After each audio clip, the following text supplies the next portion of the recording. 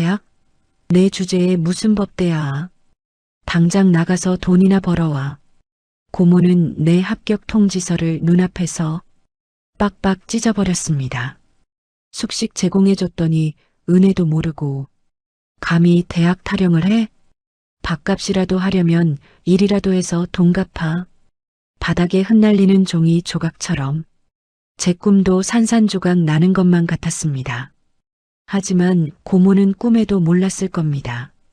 그 찢어진 종이 조각이 대한민국 재계 서열 1위 SJ그룹 회장의 심장을 찌르는 칼날이 되었다는 사실을요. 가정부 취급받던 조카가 하루아침에 그룹 회장의 유일한 핏줄로 밝혀지는 순간 이제 피눈물 흘리게 될 고모의 처절한 최후가 시작됩니다. 별빛 달빛 사연입니다. 오늘의 사연 시작합니다. 구독해 주시면 채널 운용하는데 도움이 됩니다. 월 초 아직 겨울 추위가 채 가시지 않은 공동묘지였습니다. 스물셋 김수빈이 낡고 초라한 무덤 앞에 무릎을 꿇고 앉아 있었습니다. 차가운 바람이 수빈의 흐트러진 머리카락을 휘감았습니다. 수빈의 손에는 구겨진 종이 한 장이 들려 있었죠. 법학과 합격 통지서였습니다. 수빈이 떨리는 손으로 합격 통지서를 펼쳐 묘비 앞에 보여주었습니다. 엄마, 이것 좀 봐봐. 나 진짜 붙었어. 내가 법대 합격했다니까. 수빈의 목소리가 떨렸습니다. 잠시 침묵이 흘렀습니다. 바람만이 휑하니 무덤가를 스쳐 지나갔죠. 근데 엄마 나 학교 못 가. 수빈의 눈에서 눈물이 주르륵 흘러내렸습니다. 수빈은 합격 통지서를 가슴에 꼭 끌어안았습니다. 등록금이 800만 원이나 한대. 말이 800이지. 그 큰 돈을 내가 어디서 구하겠어. 내 통장엔 딱 50만 원 있는데 그게 전 재산인데. 수빈이 코를 훌쩍이며 말을 이었습니다. 내가 진짜 독하게 살았잖아. 3년 동안 새벽엔 편의점 뛰고 주말엔 식당에서 그릇 나르고 잠 줄여가며 과외까지 했는데 그래도 남은 건 이 50만 원 한 장이야. 엄마, 세상이 참 야박하다, 그치? 수빈이 묘비를 쓰다듬었습니다. 차갑고 거친 돌의 감촉이 손끝에 전해졌습니다. 고모는 또 비아냥거리더라. 내 주제에 무슨 대학이냐. 이래서 돈이나 벌어라 이러는데 내가 꾹 참았어. 수빈이 쓴웃음을 지었습니다. 수빈은 품에서 낡은 편지 한 통을 꺼냈습니다. 종이가 닳아 글씨가 흐릿해질 정도로 수백 번은 읽은 엄마의 유서였죠. 수빈이 편지를 펼쳐 읽었습니다. 수빈아, 엄마가 미안해. 널 두고 가서. 하지만 할아버지를 원망하지 마. 엄마가 선택한 길이었어. 넌 꼭 내 꿈을 이뤄. 엄마 대신 당당하게 살아줘. 수빈이 편지를 다시 접어 품에 넣었습니다. 엄마는 맨날 할아버지 원망하지 말라고만 해. 나 당당하게 살고 싶은데 사는 게 너무 힘들다, 엄마. 진짜 너무 힘들어. 수빈의 머릿속에 지난 5년의 기억이 스쳐 지나갔습니다. 고등학교 1학년 때 아빠가 공장 사고로 돌아가셨습니다. 이듬해 병마와 싸우던 엄마마저 세상을 떠났죠. 17살에 천혜고아가 된 수빈을 고모 서정숙이 걷어갔습니다. 하지만 고모네 집에서의 생활은 지옥이나 다름없었습니다. 새벽 5시에 일어나 식구들 아침을 차렸습니다. 학교 다녀오면 청소와 빨래가 기다리고 있었죠. 저녁 준비까지 마치면 밤 10시가 넘었습니다. 고모네 아들 민준이 흘린 과자 부스러기를 치우고 고모부의 구두를 닦고 고모의 잔소리를 들으며 살았습니다. 가정부나 다름없는 생활이었죠. 수빈이 고개를 떨구며 중얼거렸습니다. 그래도 엄마 소원이라니까 이 악물고 참았어. 서러워도 참고 배고파도 참고 그렇게 버텼어. 그때였습니다. 수빈의 뒤편으로 검은색 고급 세단 한 대가 천천히 다가왔습니다. 수빈은 눈치채지 못했습니다. 차에서 백발의 노신사가 내렸습니다. 서정태 72세. SJ그룹 회장이라는 위치가 무색하게 그의 얼굴은 굳어 있었습니다. 비서가 조심스럽게 말했습니다. 회장님, 저기 앉아있는 아가씨 맞는 것 같습니다. 서정태가 대답 없이 무덤을 향해 천천히 걸어갔습니다. 서정태의 시선이 묘비에 적힌 이름에 멈췄습니다. 서윤이. 서정태의 손이 미세하게 떨렸습니다. 25년 전 자신이 내쫓은 막내딸의 이름이었습니다. 수빈이 뒤에서 인기척을 느끼고 고개를 돌렸습니다. 낯선 노인과 눈이 마주쳤습니다. 수빈이 경계하는 눈빛으로 자리에서 일어섰습니다. 누구세요? 남의 엄마 무덤에서 뭘 그렇게 보세요? 서정태는 쉽게 입을 열지 못했습니다. 수빈의 얼굴에서 25년 전 떠나보낸 딸의 모습이 겹쳐 보였기 때문입니다. 같은 눈매, 같은 입술선, 같은 고집스러운 눈빛. 너 네가 윤희 딸이구나. 수빈의 눈이 커졌습니다. 아저씨가 우리 엄마 이름을 어떻게 아세요? 서정태의 입술이 떨렸습니다. 나는 내가 내 외아랩이 되는 사람이다. 순간 정적이 흘렀습니다. 수빈의 표정이 굳어졌습니다. 엄마가 평생 그리워하면서도 끝내 찾아가지 못했던 사람. 엄마를 내쫓고 단 한 번도 연락하지 않았던 사람. 수빈의 눈에 서서히 분노가 차올랐습니다. 뭐라고요? 외할아버지요? 수빈의 목소리가 차갑게 가라앉았습니다. 수빈은 서정태를 위아래로 훑어보았습니다. 고급 캐시미어 코트, 반짝이는 구두, 뒤에 대기 중인 고급 세단과 수행원들. 수빈의 입가에 쓴웃음이 번졌습니다. 아, 그래서요? 25년 만에 여긴 왜 오셨는데요? 길이라도 잃으셨어요? 서정태가 움찔했습니다. 윤희가 내 애미가 잘못됐다는 소리를 들었다. 뒤늦게라도 내 눈으로 확인하려고 왔다. 뒤늦게라니요? 수빈이 코웃음을 쳤습니다. 엄마 돌아가신 지가 언젠데 이제 와서 확인을 해요? 5년이에요, 5년. 그 긴 세월 동안 어디서 잘 먹고 잘 살다가 이제 와서요? 서정태는 대답하지 못했습니다. 나도 정말 몰랐다. 이제야 알았어. 몰랐으면 다해요? 그게 핑계가 된다고 생각하세요? 수빈의 눈에 눈물이 맺혔습니다. 하지만 수빈은 꾹 참았습니다. 엄마는요, 평생 할아버지 욕 한 번을 안 했어요. 아파서 끙끙 앓으면서도, 돈 없어서 약 한 번 제대로 못 사 먹으면서도 그냥 옛날 가족 사진 끌어안고 울기만 했다고요. 서정태의 얼굴이 일그러졌습니다. 근데 저는 달라요. 저는 할아버지 원망해요. 죽도록 미워요. 수빈의 목소리가 떨렸습니다. 엄마가 얼마나 비참하게 살았는지 아세요? 아빠 죽고 공장에서 밤낮으로 일하다 손가락 다치고 골병 들어서 병원비도 없이 앓다가 갔어요. 수빈이 주먹을 꽉 쥐었습니다. 저 고등학교 2학년 때 엄마 장례식 저 혼자 치렀어요. 돈이 없어서 제일 싼 합판관에 제일 구석진 자리에 모셨다고요. 조문객? 파리 한 마리도 안 왔어요. 그때 할아버지는 어디 계셨는데요? 서정태의 눈에 눈물이 고였습니다. 이제 와서 뭐 어쩌시게요? 핏줄이라고 가족놀이라도 하시게요?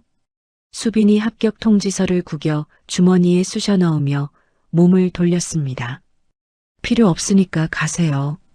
저 혼자 잘 살아왔고 앞으로도 혼자 살 거니까 신경 끄세요. 수빈아, 잠깐만. 서정태가 다급하게 불렀습니다. 수빈이 발걸음을 멈췄지만 돌아보지 않았습니다. 아까 너 혼잣말하는 거 다 들었다. 법대 합격했는데 돈이 없어서 못 간다고 했지? 내가 해결해 주마. 할애비가 다 대주마. 순간 수빈이 돌아섰습니다. 수빈의 눈에 복잡한 감정이 스쳤습니다. 분노, 서러움, 그리고 어딘가 희망 같은 것. 하지만 수빈은 이내 고개를 저었습니다. 됐어요. 그런 돈 안 받아요. 왜? 내 꿈이라며. 대학 가서 공부하고 싶다며. 돈으로 할아버지 노릇하려는 거잖아요. 역겨워요. 수빈의 눈이 서정태를 똑바로 바라보았습니다. 우리 엄마한테도 그러셨겠죠.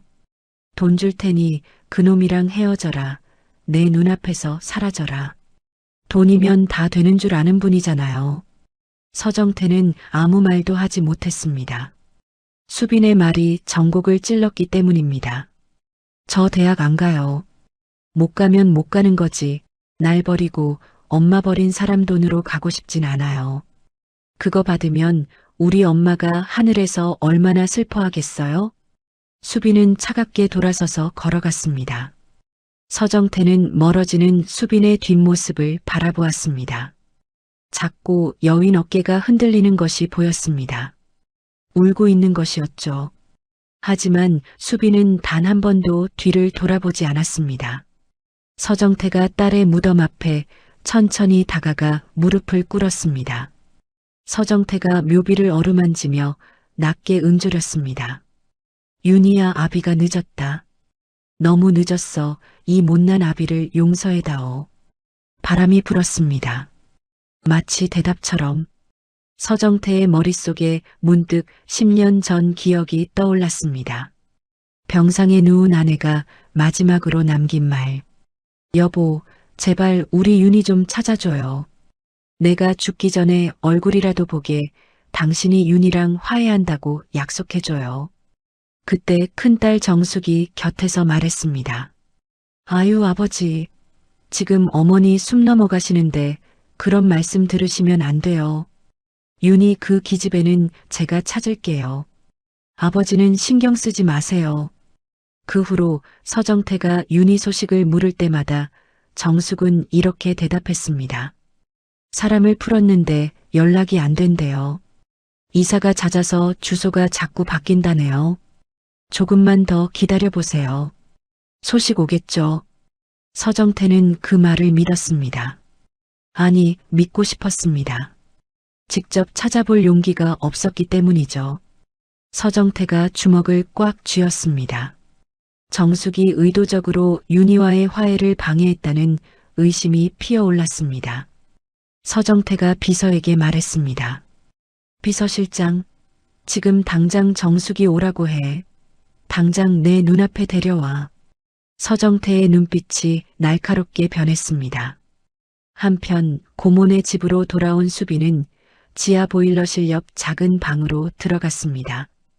창문도 없는 좁은 공간이었습니다. 낡은 매트리스에 앉아 서정태가 건넨 명함을 바라보았습니다. SJ그룹 회장 서정태. 수빈의 손끝이 미세하게 떨렸습니다. 이 번호로 전화 한 통만 하면 나 대학 갈 수 있는데, 이 지긋지긋한 곰팡이 냄새나는 방도 나갈 수 있는데, 수빈이 벽에 빽빽이 붙은 공부 자료들을 바라보았습니다. 도서관 스티커가 붙은 법학 서적들, 사서 볼 돈도 없어 빌려 읽은 책들이었죠. 그 옆에는 소중하게 접힌 합격 통지서가 놓여 있었습니다. 그래도 안 돼. 우리 엄마 가슴에 대못 박고 버린 사람이잖아. 자존심이 있지. 내가 어떻게 손을 벌려. 수빈이 명함을 서랍 깊숙이 쑤셔 넣었습니다. 자자, 김수빈. 헛된 꿈 꾸지 말고 잠이나 자자. 내일도 새벽 5시에 일어나서 고모네 식구들 밥 차려야지. 수빈이 불을 끄고 누웠습니다. 어둠 속에서 수빈의 눈만 반짝이고 있었습니다. 잠은 쉽게 오지 않았습니다. 다음 날 오후 서울 강남의 고급 주택가. 서정숙의 저택은 겉으로 보기에 품이 있고 단정했습니다. 거실 소파에 서정숙이 비스듬히 앉아 휴대폰을 만지작거리고 있었습니다. 그 옆에는 아들 서민준이 노트북을 보며 무표정하게 앉아 있었죠. 수빈아. 정숙의 날카로운 목소리가 거실에 울려 퍼졌습니다. 수빈이 싱크대 앞에서 설거지를 하다가 재빨리 손을 닦고 뛰어나왔습니다. 네, 고모. 오늘 손님 온다고 했지? 저녁 준비는 된 거야? 네, 거의 다 됐어요. 거의가 뭐야, 거의가. 제대로 해. 정숙이 수빈을 위아래로 훑어보며 인상을 찌푸렸습니다. 그리고 그 꼴이 뭐야? 손님 오면 얼굴 보이지 말고 방에 있어. 알았어? 네. 수빈이 고개를 숙인 채 다시 주방으로 향하려는 순간이었습니다. 현관 초인종이 울렸습니다.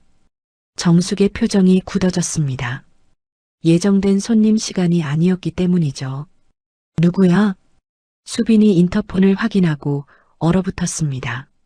화면에 어제 묘지에서 만났던 그 노인, 서정태가 서 있었습니다. 고모. 할아버지세요. 뭐? 정숙이 벌떡 일어났습니다. 민준도 노트북을 덮고 고개를 들었습니다.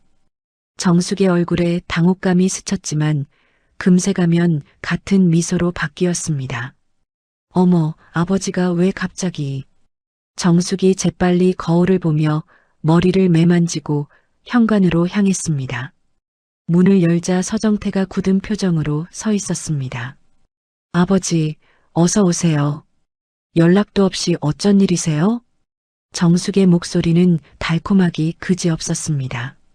하지만 서정태는 대답 없이 집 안으로 들어섰습니다. 서정태가 거실 한가운데 서서 정숙을 똑바로 바라보았습니다. 정숙아, 네 아버지.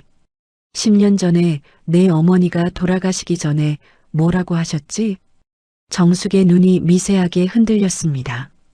그게 무슨 말씀이세요? 윤희를 찾아서 화해하라고 하셨어. 그때 네가 뭐라고 했지? 정숙이 애써 미소를 유지하며 대답했습니다. 제가 찾아보겠다고 했죠. 그래서 찾아봤는데 연락이 안 됐잖아요. 연락이 안 됐다고? 서정태의 목소리가 낮아졌습니다. 그런데 어떻게 윤희가 죽은 지 5년이 됐는데 손녀가 내 집에서 5년을 살았는데 나는 아무것도 몰랐지? 정숙의 얼굴이 순간 굳어졌습니다. 하지만 곧바로 표정을 바꿨습니다. 아버지, 그건 아버지 건강에 자극이 될까봐 알리지 않은 거예요. 갑자기 그런 소식 들으시면 충격받으실까봐. 충격받을까봐? 서정태가 주방 쪽에 서 있는 수빈에게로 시선을 옮겼습니다. 수빈은 고개를 숙인 채 움직이지 않고 있었습니다. 서정태가 수빈에게 다가갔습니다. 수빈아, 손 좀 보자. 수빈이 망설이며 손을 내밀었습니다. 서정태가 수빈의 손을 들어 살펴보았습니다. 거칠고 갈라진 손, 물때가 낀 손톱, 23살 여자아이의 손이 아니었습니다. 서정태가 정숙을 돌아보았습니다. 눈빛이 차갑게 변해 있었습니다. 이게 뭐냐? 아버지, 무슨 말씀을? 손녀를 가정부로 부려먹은 거냐? 정숙의 얼굴이 굳어졌다가 이내 억울하다는 표정으로 바뀌었습니다. 아버지, 제가 윤희 없이 혼자 남은 이 애를 얼마나 아껴서 키웠는데요. 어떻게 그런 말씀을? 아꼈다고? 서정태가 정숙의 말을 끊었습니다. 그래서 대학까지 말고 돈이나 벌라고 했어? 정숙의 눈이 흔들렸습니다. 수빈이 말한 것이었습니다. 그건 오해예요. 제가 현실적인 조언을 해준 거지. 이 애가 형편이 안 되는 걸 어떡해요. 제가 부자도 아니고. 네가 부자가 아니라고. 서정태가 거실을 천천히 둘러보았습니다. 고급 가구, 명품 장식품들, 벽에 걸린 고가의 그림. 서정태의 시선이 정숙의 손목에 멈췄습니다. 수천만 원짜리 명품 시계가 반짝이고 있었죠. 그 시계 하나면 등록금 내고도 남겠구나. 정숙이 무의식적으로 손목을 가렸습니다. 수빈아. 서정태가 수빈을 바라보았습니다. 내 방이 어디냐? 수빈은 망설였습니다. 정숙이 재빨리 끼어들었습니다. 아버지, 그냥 앉으셔서 차라도. 수빈아. 서정태의 단호한 목소리에 수빈이 작게 대답했습니다. 지하 보일러실 옆이요. 서정태의 얼굴이 일그러졌습니다. 뭐라고? 정숙이 황급히 말했습니다. 거기가 따뜻하고 아늑해서 이해가 좋다고. 닥쳐. 서정태의 일갈에 정숙은 움찔했습니다. 난생 처음 듣는 아버지의 폭언이었습니다. 서정태가 무거운 발걸음으로 지하를 향했습니다. 수빈이 뒤따르고 정숙과 민준도 따라갔습니다. 지하로 내려가자 좁고 어두운 공간이 나타났습니다. 보일러실 옆에 창문도 없는 작은 방. 서정태가 문을 열었습니다. 좁은 공간에 낡은 매트리스 하나, 작은 책상, 그리고 벽에 빽빽이 붙은 공부 자료들. 그것이 전부였습니다. 서정태는 책상 위에 놓인 책들을 보았습니다. 법학 서적들. 전부 도서관 스티커가 붙어 있었습니다. 그 옆에는 소중하게 접힌 합격 통지서가 놓여 있었죠. 서정태의 손이 떨렸습니다. 이게 네가 아꼈다는 모습이냐? 서정태의 목소리가 낮게 떨렸습니다. 걔도 이보다는 낮게 키우겠다. 정숙의 얼굴이 창백해졌습니다. 아버지, 그게 아니라. 정숙아. 서정태가 돌아섰습니다.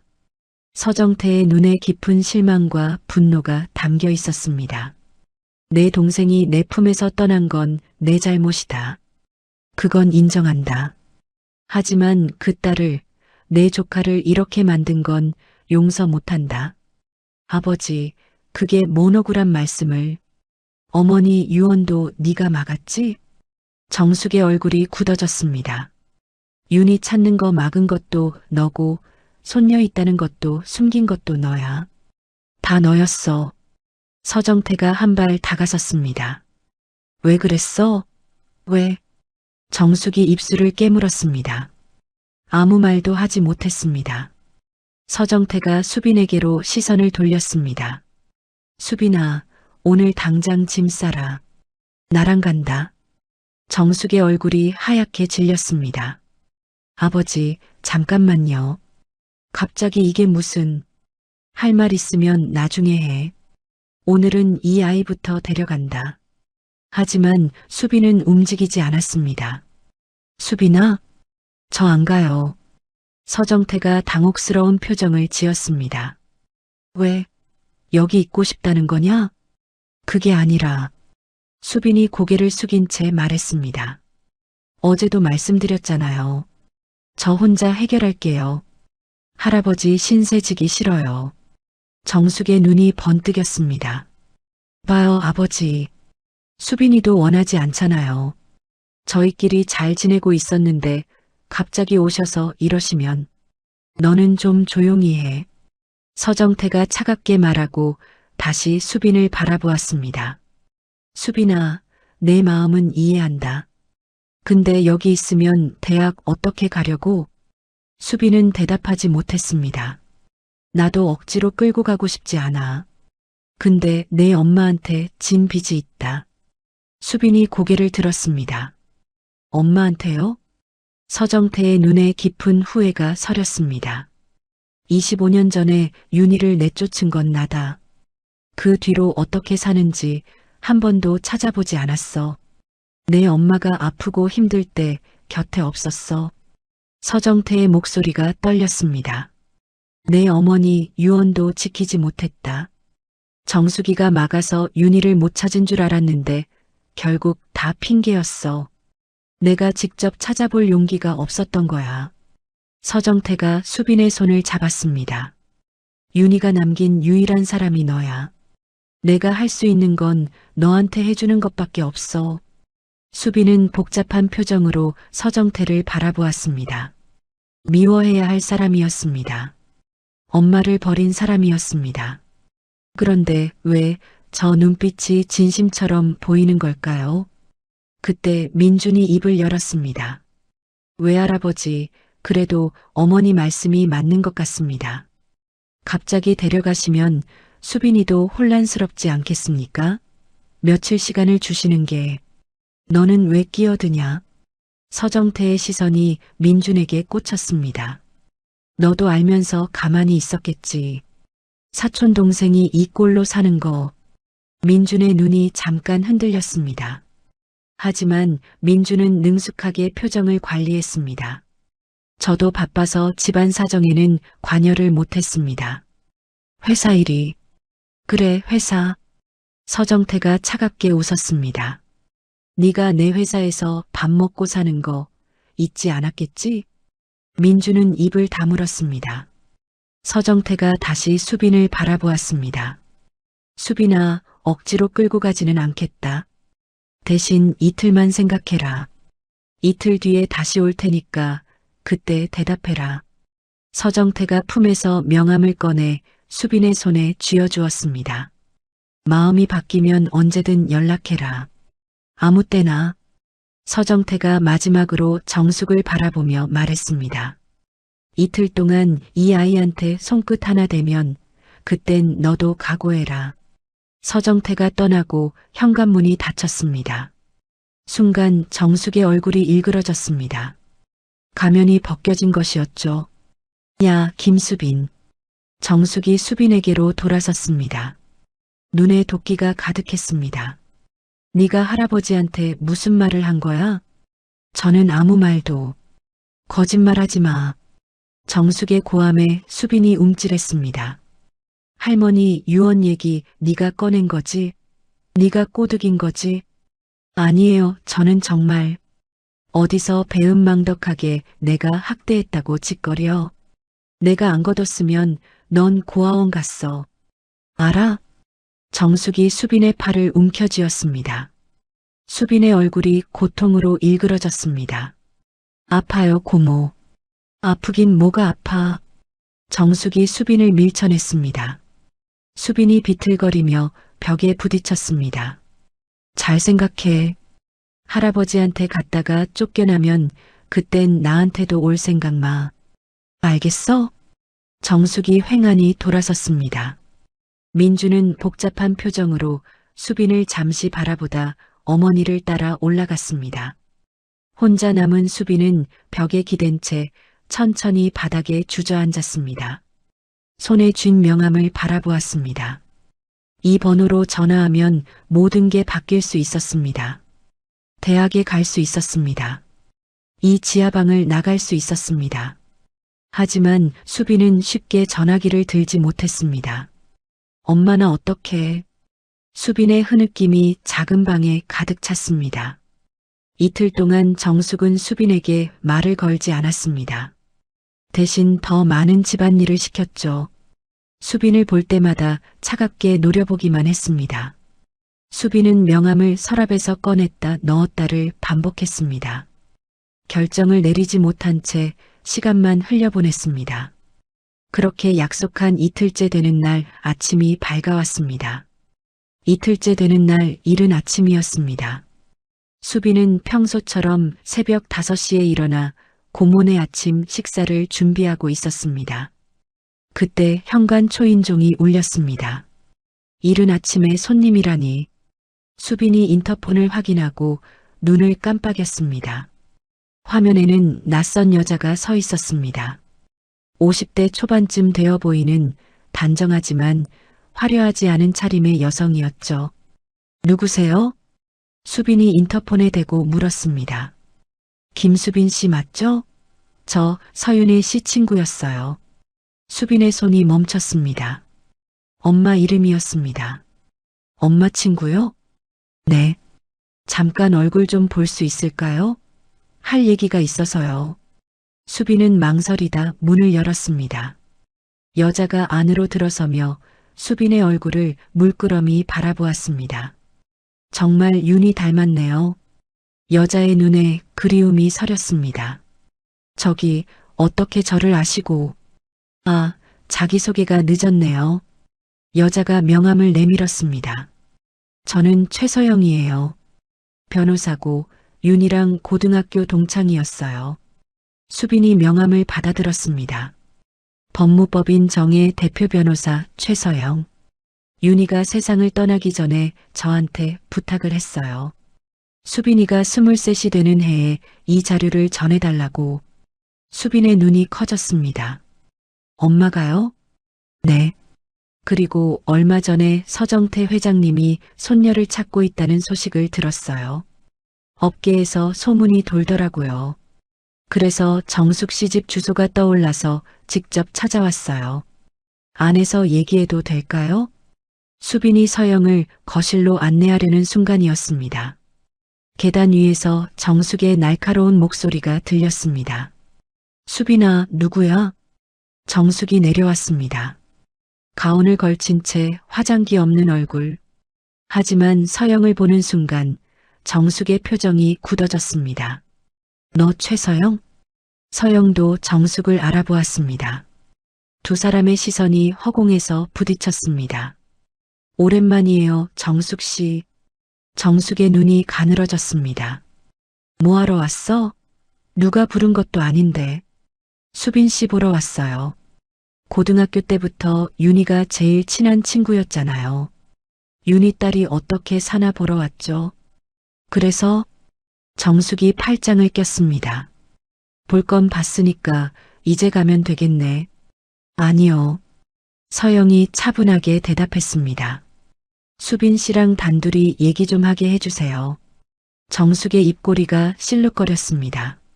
하지만 서영의 눈빛이 만만치 않았습니다. 정숙은 코웃음을 치며 돌아섰습니다. 마음대로 해. 수빈아, 손님 가시면 설거지해. 정숙이 올라가고 거실에 수빈과 서영 둘만 남았습니다. 서영이 소파에 앉으며 말했습니다. 저 언니 옛날이랑 똑같네요. 아세요? 고모를 알다마다요. 윤희 친구였으니까 자연스럽게 알게 됐죠. 서영은 잠시 먼 눈빛으로 과거를 바라보았습니다. 고등학교 때도 정숙 씨는 윤희를 엄청 싫어했어요. 아버지가 윤희만 예뻐한다고. 윤희가 뭘 해도 질투하고 미워했죠. 수빈은 처음 듣는 이야기에 귀를 기울였습니다. 윤희가 쫓겨났을 때 정숙 씨가 앞장서서 반대했다는 거 알아요? 네, 어렴풋이요. 서영의 눈빛이 어두워졌습니다. 그게 다가 아니에요. 서영이 품에서 서류 봉투를 꺼냈습니다. 이거 수빈 씨가 봐야 할 것 같아서 가져왔어요. 수빈이 봉투를 받아 열어보았습니다. 안에는 오래된 편지들과 사진, 그리고 법률 문서 같은 것들이 있었습니다. 이게 뭐예요? 서영이 천천히 설명했습니다. 윤희가 쫓겨나기 전에 아버지, 그러니까 서 회장님이 윤희한테 재산 일부를 넘겨줬어요. 딸이니까 당연히 받을 몫이라면서. 서울에 있는 건물이었어요. 수빈의 눈이 커졌습니다. 그게 무슨... 근데 윤희가 쫓겨난 뒤에 그 재산이 어떻게 됐는지 알아요? 서영의 목소리가 낮아졌습니다. 정숙 씨가 아버지 도장을 몰래 써서 자기 앞으로 옮겼어요. 수빈의 손이 떨렸습니다. 그게 진짜예요? 증거는 여기다 있어요. 윤희가 죽기 전에 저한테 맡겼거든요. 서영이 서류를 가리키며 말을 이었습니다. 그것뿐만이 아니에요. 정숙 씨는 25년 동안 그 건물에서 나오는 월세를 계속 자기 통장으로 빼돌렸어요. 가장 최근 것은 2년 전이에요. 수빈은 떨리는 손으로 서류를 넘겼습니다. 복잡한 내용이었지만 핵심은 명확했습니다. 엄마가 받았어야 할 재산을 고모가 가로챘다는 것. 엄마가 이걸 알았어요? 알았죠. 근데 싸울 힘이 없었어요. 서영의 눈에 슬픔이 서렸습니다. 이미 몸도 아프고 수빈 씨 키우느라 정신없고 아버지한테 찾아갈 용기도 없었고. 서영이 수빈의 손을 잡았습니다. 윤희가 죽기 전에 저한테 그랬어요. 자기는 됐는데 수빈이가 나중에 힘들면 이거 써달라고. 정숙 언니한테 당하지 말라고. 수빈의 눈에서 눈물이 흘러내렸습니다. 엄마가 그런 말을. 그래서 윤희가 부탁했어요. 수빈이가 23이 되면 전해달라고. 그때쯤이면 스스로 판단할 수 있을 거라고. 수빈은 서류를 가슴에 끌어안았습니다. 고모가 자신을 괴롭힌 이유를 이제야 알 것 같았습니다. 죄책감도 있었을 것이고 무엇보다 수빈이 이 사실을 알게 될까 두려웠을 것입니다. 서영 이모, 그럼 저는 어떻게 해야 해요? 서영이 수빈의 어깨를 잡았습니다. 지금 서 회장님이 너 찾고 있다면서요? 수빈이 고개를 끄덕였습니다. 그분한테 가요. 거기가 지금은 네가 있을 곳이야. 그때였습니다. 계단 위에서 인기척이 들렸습니다. 수빈과 서영이 고개를 돌렸습니다. 정숙이 서 있었습니다. 얼굴이 새하얗게 질려 있었습니다. 분명히 들은 것이었죠. 뭔 소리를 짓거리고 있는 거야. 정숙이 계단을 내려왔습니다. 발걸음이 위협적이었습니다. 최서영, 너 미쳤어? 남의 집에 와서 없는 말 꾸며내고. 서영이 자리에서 일어섰습니다. 없는 말이 아니라 증거가 있다고 했잖아요. 그게 무슨 증거야? 조작도 그 정도로 해. 정숙이 수빈에게서 서류 봉투를 낚아챘습니다. 수빈이 막으려 했지만 정숙이 밀쳐냈습니다. 이런 쓰레기 같은 거. 정숙이 서류를 찢으려 했습니다. 하지만 서영이 재빨리 봉투를 뺏었습니다. 찢어봤자 소용없어요. 이건 사본이거든요. 원본은 안전한 곳에 있어요. 정숙의 얼굴이 일그러졌습니다. 너 지금 나 협박하는 거야? 협박이 아니라 경고예요. 서영의 목소리가 차분하지만 단호했습니다. 수빈이한테 손 떼면 이 서류 전부 서 회장님한테 가요. 검찰에도 보낼 수 있어요. 도장 몰래 쓴 거, 문서 조작한 거, 재산 빼돌린 거, 특히 최근 2년간 월세 빼돌린 건 아직 처벌받을 수 있어요. 정숙의 눈이 흔들렸습니다. 두려움이 스쳤습니다. 너 뭐가 어쩌겠다는 거야? 정숙 씨가 선택하세요. 수빈이 조용히 보내주든지 아니면 이 모든 게 세상에 드러나든지. 그때 현관문이 열렸습니다. 서정태가 들어섰습니다. 약속대로 이틀 뒤에 온 것이었죠. 서정태는 현관에서 거실의 긴장된 분위기를 감지했습니다. 무슨 일이냐? 서정태가 다가왔습니다. 수빈은 떨리는 눈으로 할아버지를 바라보았습니다. 정숙은 재빨리 표정을 바꿔 아무 일도 없다는 듯 미소 지었습니다. 아버지, 어서 오세요. 아무것도 아니에요. 옛날 친구가 왔다가. 서 회장님. 서영이 앞으로 나섰습니다. 저는 최서영이라고 합니다. 윤희 고등학교 동창이에요. 서정태의 눈이 흔들렸습니다. 윤희 친구? 네. 그리고 드릴 말씀이 있어요. 서영이 서류 봉투를 서정태에게 건넸습니다. 이건 윤희가 저한테 맡긴 자료예요. 수빈이가 23이 되면 전해달라고 했어요.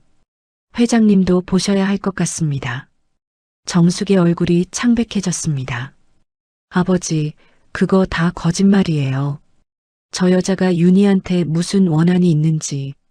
조용히 해라. 서정태가 손을 들어 정숙을 제지했습니다. 그리고 서류를 꺼내 읽기 시작했습니다. 서정태의 표정이 점점 굳어갔습니다.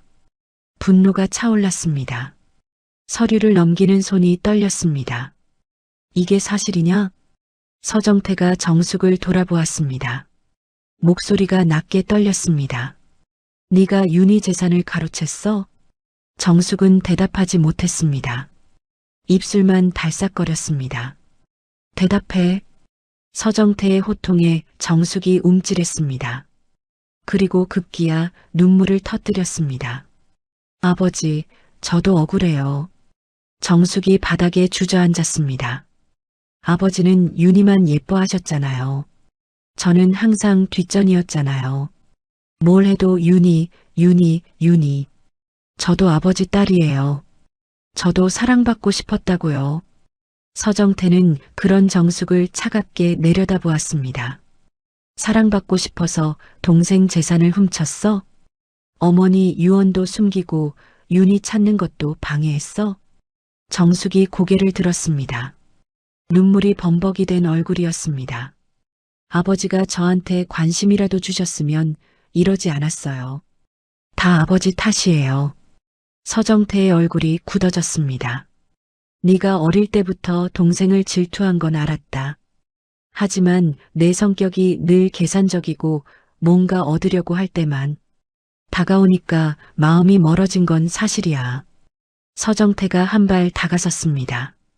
그래도 내 딸이니까 참았어. 회사 일도 맡기고 민준이도 키워줬어. 근데 이건 선을 넘은 거야. 정숙이 고개를 떨구었습니다. 사랑받고 싶어서 이런 짓을 하면 내가 널 사랑할 것 같았어? 서정태의 목소리가 떨렸습니다. 수빈아. 서정태가 수빈에게로 시선을 돌렸습니다. 짐 싸라. 오늘 당장 나간다. 수빈은 더 이상 거부할 이유가 없었습니다. 아니, 거부하고 싶지 않았습니다. 수빈이 떨리는 몸으로 고개를 끄덕였습니다. 서영이 서정태에게 말했습니다. 회장님, 이 서류로 법적으로 대응하실 거면 제가 도와드릴게요. 서정태는 잠시 침묵하다 고개를 저었습니다. 아직은 아니다. 그래도 내 딸이니까. 서영은 안타까운 표정을 지었지만 고개를 끄덕였습니다. 수빈이 지하방으로 내려가 짐을 쌌습니다. 작은 캐리어 하나. 그게 수빈의 짐 전부였습니다. 낡은 옷 몇 벌, 도서관에서 빌린 책들, 엄마의 유서, 그리고 합격 통지서. 수빈이 캐리어를 끌고 올라왔습니다. 서정태가 손녀의 손을 잡았습니다. 가자. 수빈은 마지막으로 고모를 돌아보았습니다. 바닥에 주저앉아 우는 정숙. 5년간 자신을 괴롭힌 사람, 미워해야 하는 사람. 하지만 수빈의 입에서 나온 말은 달랐습니다. 고모, 그동안 감사했어요. 정숙이 고개를 들었습니다. 수빈의 눈에는 원망이 아니라 연민이 담겨 있었습니다. 정숙은 그 눈빛을 마주하지 못하고 고개를 돌렸습니다. 수빈은 돌아서서 서정태를 따라 현관을 나섰습니다. 문이 닫히고 정숙의 울음소리가 멀어졌습니다. 서정태의 차가 출발했습니다. 수빈은 창밖을 바라보았습니다. 5년간 갇혀 살았던 집이 점점 작아졌습니다. 수빈의 눈에서 눈물이 흘러내렸습니다. 슬픔인지 안도인지 알 수 없었습니다. 서정태가 수빈의 손을 꼭 잡았습니다. 걱정 마라. 이제부터는 내가 지켜줄 테니까. 수빈은 대답 대신 작게 고개를 끄덕였습니다. 손끝에서 전해지는 온기가 낯설었습니다. 하지만 싫지 않았습니다. 차는 서울의 번화가를 지나 어느 고급 주택가로 향했습니다. 수빈의 새로운 삶이 시작되고 있었습니다. 서정태의 저택은 수빈이 상상했던 것보다 훨씬 컸습니다. 높은 담장 안에 본체와 별채가 있었고 정원과 연못, 심지어 작은 숲까지 있었습니다. 집이라기보다 하나의 작은 마을 같았죠. 차가 저택 정문을 통과할 때 수빈은 숨을 삼켰습니다. 고모네 집도 부자라고 생각했는데 이건 차원이 다른 세계였습니다. 여기가 할아버지 집이에요? 그래. 이제 내 집이기도 하다.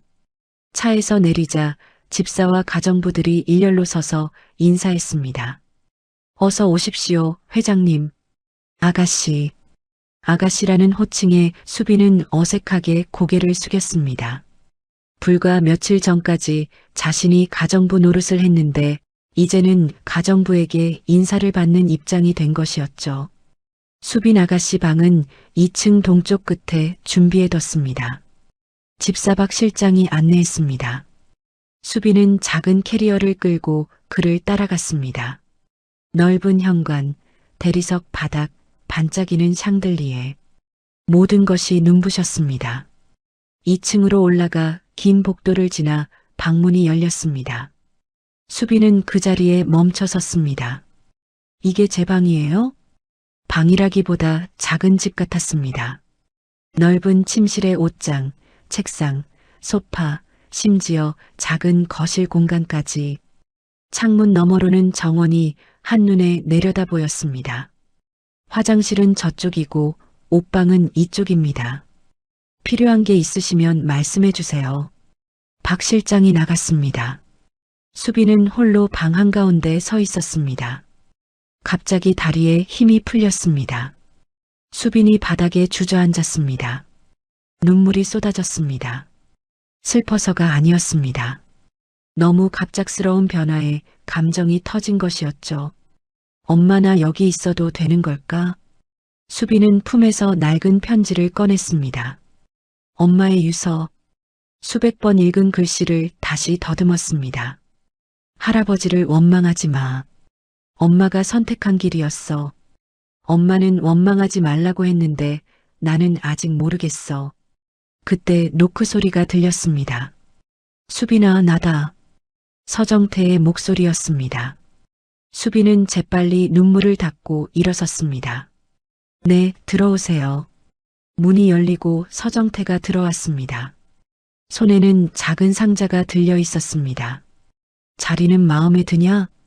네, 너무 좋아서 오히려 부담돼요. 서정태가 희미하게 웃었습니다. 부담 가질 것 없다. 네가 원래 있어야 할 자리야. 서정태가 상자를 내밀었습니다. 이거 윤희 거다. 수빈이 상자를 받아 열었습니다. 안에는 오래된 사진첩과 작은 보석함, 그리고 낡은 인형이 들어 있었습니다. 엄마 거요? 윤희가 쫓겨날 때 두고 간 거야. 버리지 못하고 25년 동안 보관했다. 수빈은 사진첩을 넘겼습니다. 젊은 시절 엄마의 모습이 눈에 들어왔습니다. 교복을 입고 웃는 엄마, 가족 사진 속 엄마, 그리고 젊은 서정태와 나란히 선 엄마. 수빈이 알던 엄마는 늘 지치고 아픈 모습이었습니다. 하지만 사진 속 엄마는 밝고 행복해 보였습니다. 예쁘지? 네, 엄마. 서정태의 목소리가 떨렸습니다. 막내라서 제일 예뻤다. 제일 사랑했고. 수빈이 고개를 들어 서정태를 바라보았습니다. 근데 왜 쫓아내셨어요? 서정태가 잠시 침묵했습니다. 창밖을 바라보며 입을 열었습니다. 내 아빠가 반대했다.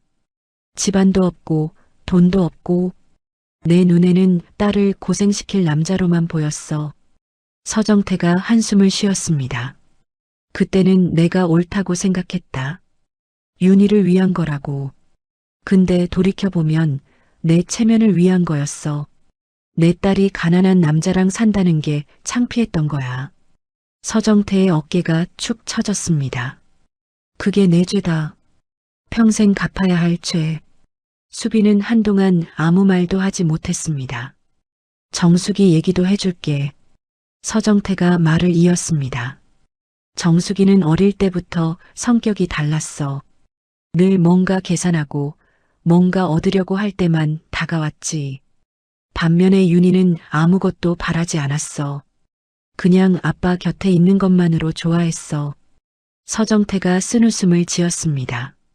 정숙이가 결혼할 때도 그랬어. 재벌집 아들이랑 결혼하겠다고 했지. 그게 나쁜 건 아니야. 근데 그때부터 알았어. 이 아이는 나를 아버지가 아니라 재산으로 보는구나. 수빈이 조심스럽게 물었습니다. 그래서 고모를 멀리 하신 거예요? 멀리까지는 아니야. 그래도 내 딸이니까. 회사 일도 맡기고 민준이도 키워줬어. 서정태가 고개를 저었습니다. 근데 10년 전에 내 외할머니가 돌아가시면서 유언을 남겼어. 윤희를 찾아서 화해하라고. 그때 정숙이가 막았어. 아버지 건강에 해롭다고, 자기가 찾아보겠다고. 서정태의 손이 떨렸습니다. 그때 이상하다 싶었어. 근데 그냥 넘어갔어. 직접 찾아볼 용기가 없었으니까. 결국 그게 다 정숙이 계산이었다는 걸 이제야 알았어. 수빈은 할아버지의 복잡한 심정을 조금이나마 이해할 수 있었습니다. 할아버지. 수빈이 조심스럽게 입을 열었습니다. 저 아직은 가족이라고 부르기 어려워요. 솔직히. 서정태가 고개를 끄덕였습니다. 알아. 천천히 해라. 시간은 있으니까. 수빈은 잠시 망설이다 말했습니다. 근데 법대는 정말 가고 싶어요.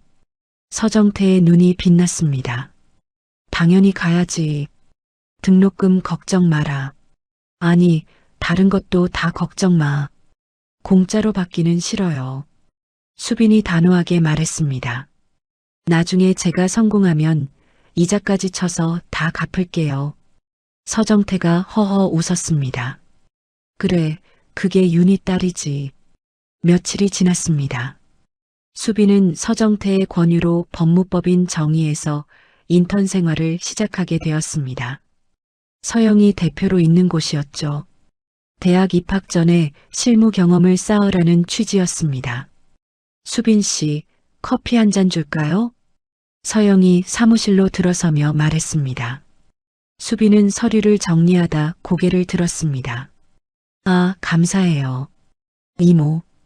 이모라니 쑥스럽네. 그냥 서영 언니라고 해. 그래도 엄마 친구분이시니까. 그럼 뭐 좋을 대로.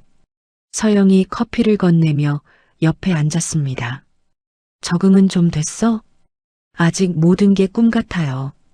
한 달 전만 해도 지하방에서 살았는데 지금은 여기서 법률 서류 보고 있으니까. 서영이 수빈의 어깨를 토닥였습니다. 넌 원래 여기 있어야 할 사람이야. 윤희가 못 이룬 꿈, 네가 이루는 거야. 그때 사무실 문이 열리고 누군가 들어왔습니다. 서영 대표님, 자료 가져왔습니다. 수빈이 고개를 돌렸습니다. 30 중반쯤 되어 보이는 남자가 서 있었습니다. 단정한 정장 차림에 부드러운 인상, 손에는 서류 파일이 들려 있었습니다. 아, 준호 씨. 어서 와요.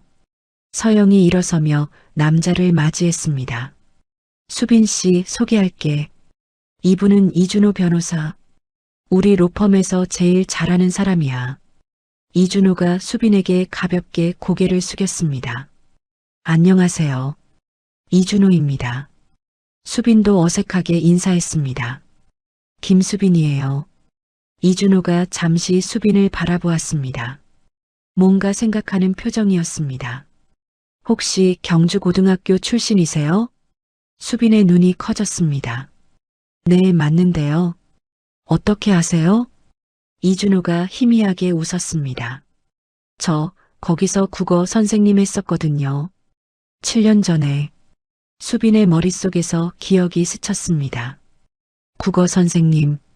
젊고 열정적이었던, 그리고 자신에게 처음으로 특별한 말을 해준 사람. 이 선생님이세요? 기억해 주니까 다행이네요. 이준호가 웃었습니다. 서영이 끼어들었습니다. 준호 씨가 수빈 씨 선생님이었어? 세상 참 좁다. 우연의 일치네요. 수빈은 아직도 믿기지 않는 표정이었습니다. 근데 왜 선생님을 그만두시고 변호사를? 긴 얘기예요. 나중에 기회 되면 말씀드릴게요. 이준호가 서류를 서영에게 건네며 말했습니다. 김수빈 씨, 법대 간다고 들었어요. 축하해요. 수빈은 어색하게 고개를 숙였습니다. 감사합니다. 선생님 덕분에 꿈을 안 놓았어요. 이준호의 눈빛이 부드러워졌습니다. 제가 한 건 없어요. 다 김수빈 씨 노력이죠. 점심시간이 되었습니다. 이준호가 수빈에게 다가왔습니다.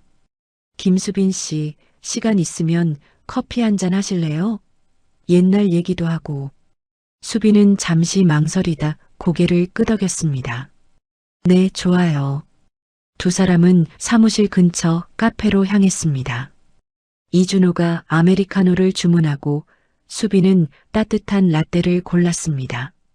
선생님이 학교 그만두신 이유 궁금하긴 해요. 수빈이 조심스럽게 말했습니다. 김수빈 씨 때문이에요.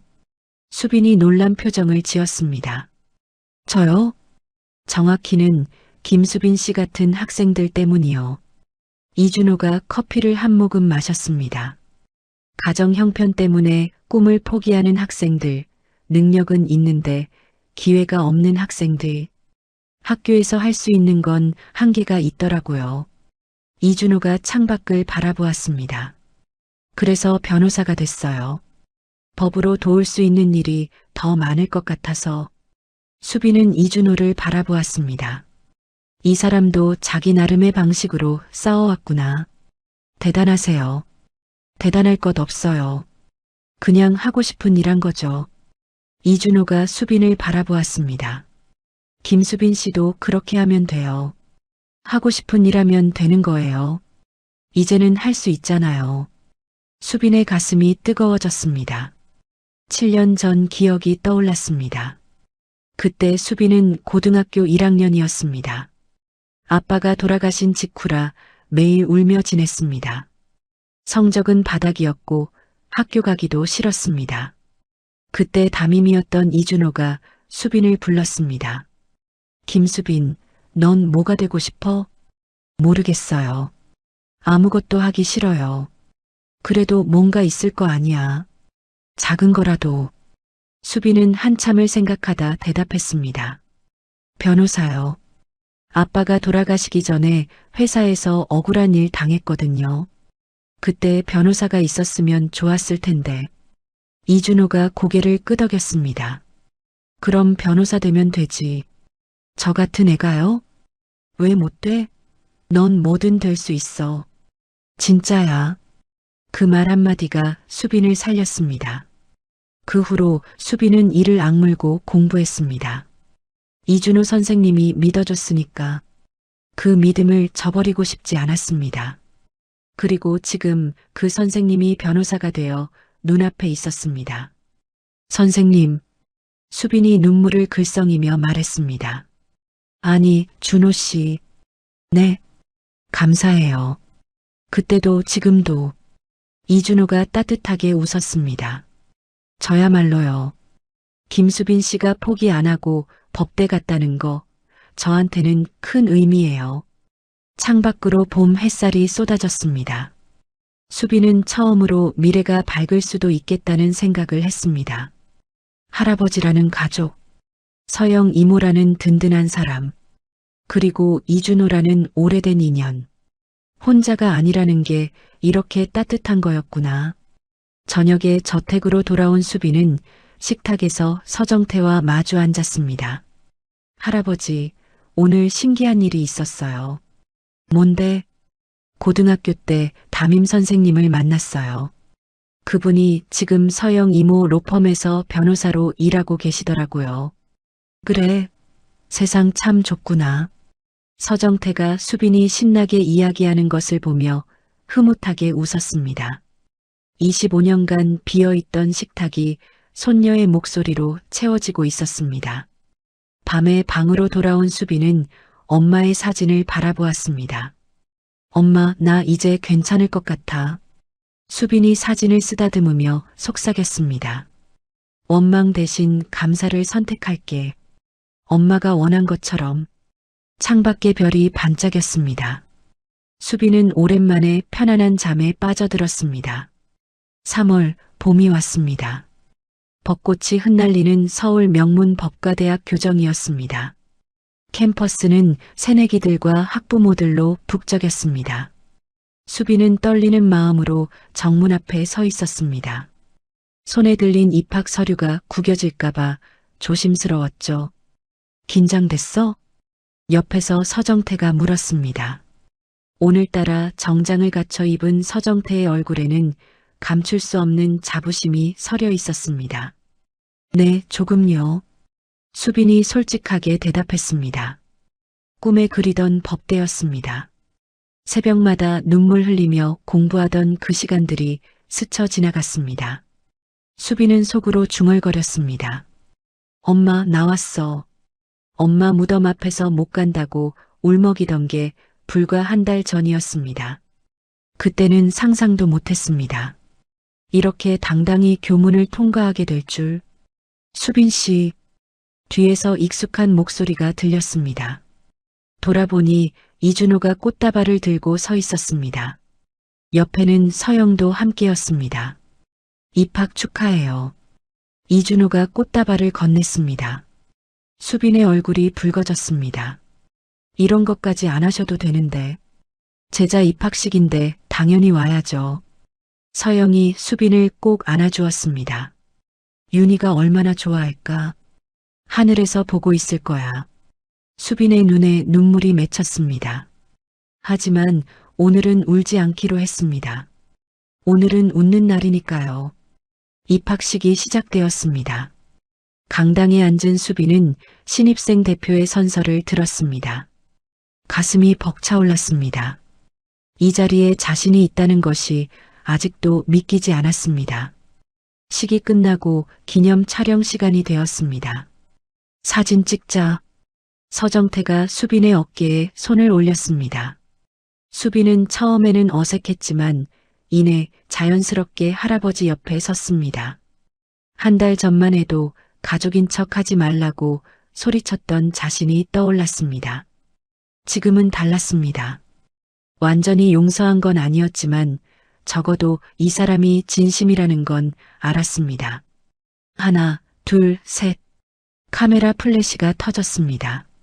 서정태와 수빈, 서영과 이준호. 네 사람이 나란히 선 사진. 누가 봐도 행복한 가족 사진이었습니다. 저녁이 되었습니다. 서정태의 저택에서 작은 파티가 열렸습니다. 수빈의 입학을 축하하는 자리였죠. 집사와 가정부들까지 모두 모여 축하 인사를 건넸습니다. 수빈 아가씨 축하드립니다. 법대라니 정말 대단해요. 수빈은 어색하면서도 감사한 마음으로 인사를 받았습니다. 태어나서 이렇게 축하받아 본 적이 없었습니다. 생일도 혼자 지냈고 고등학교 졸업식도 혼자였습니다.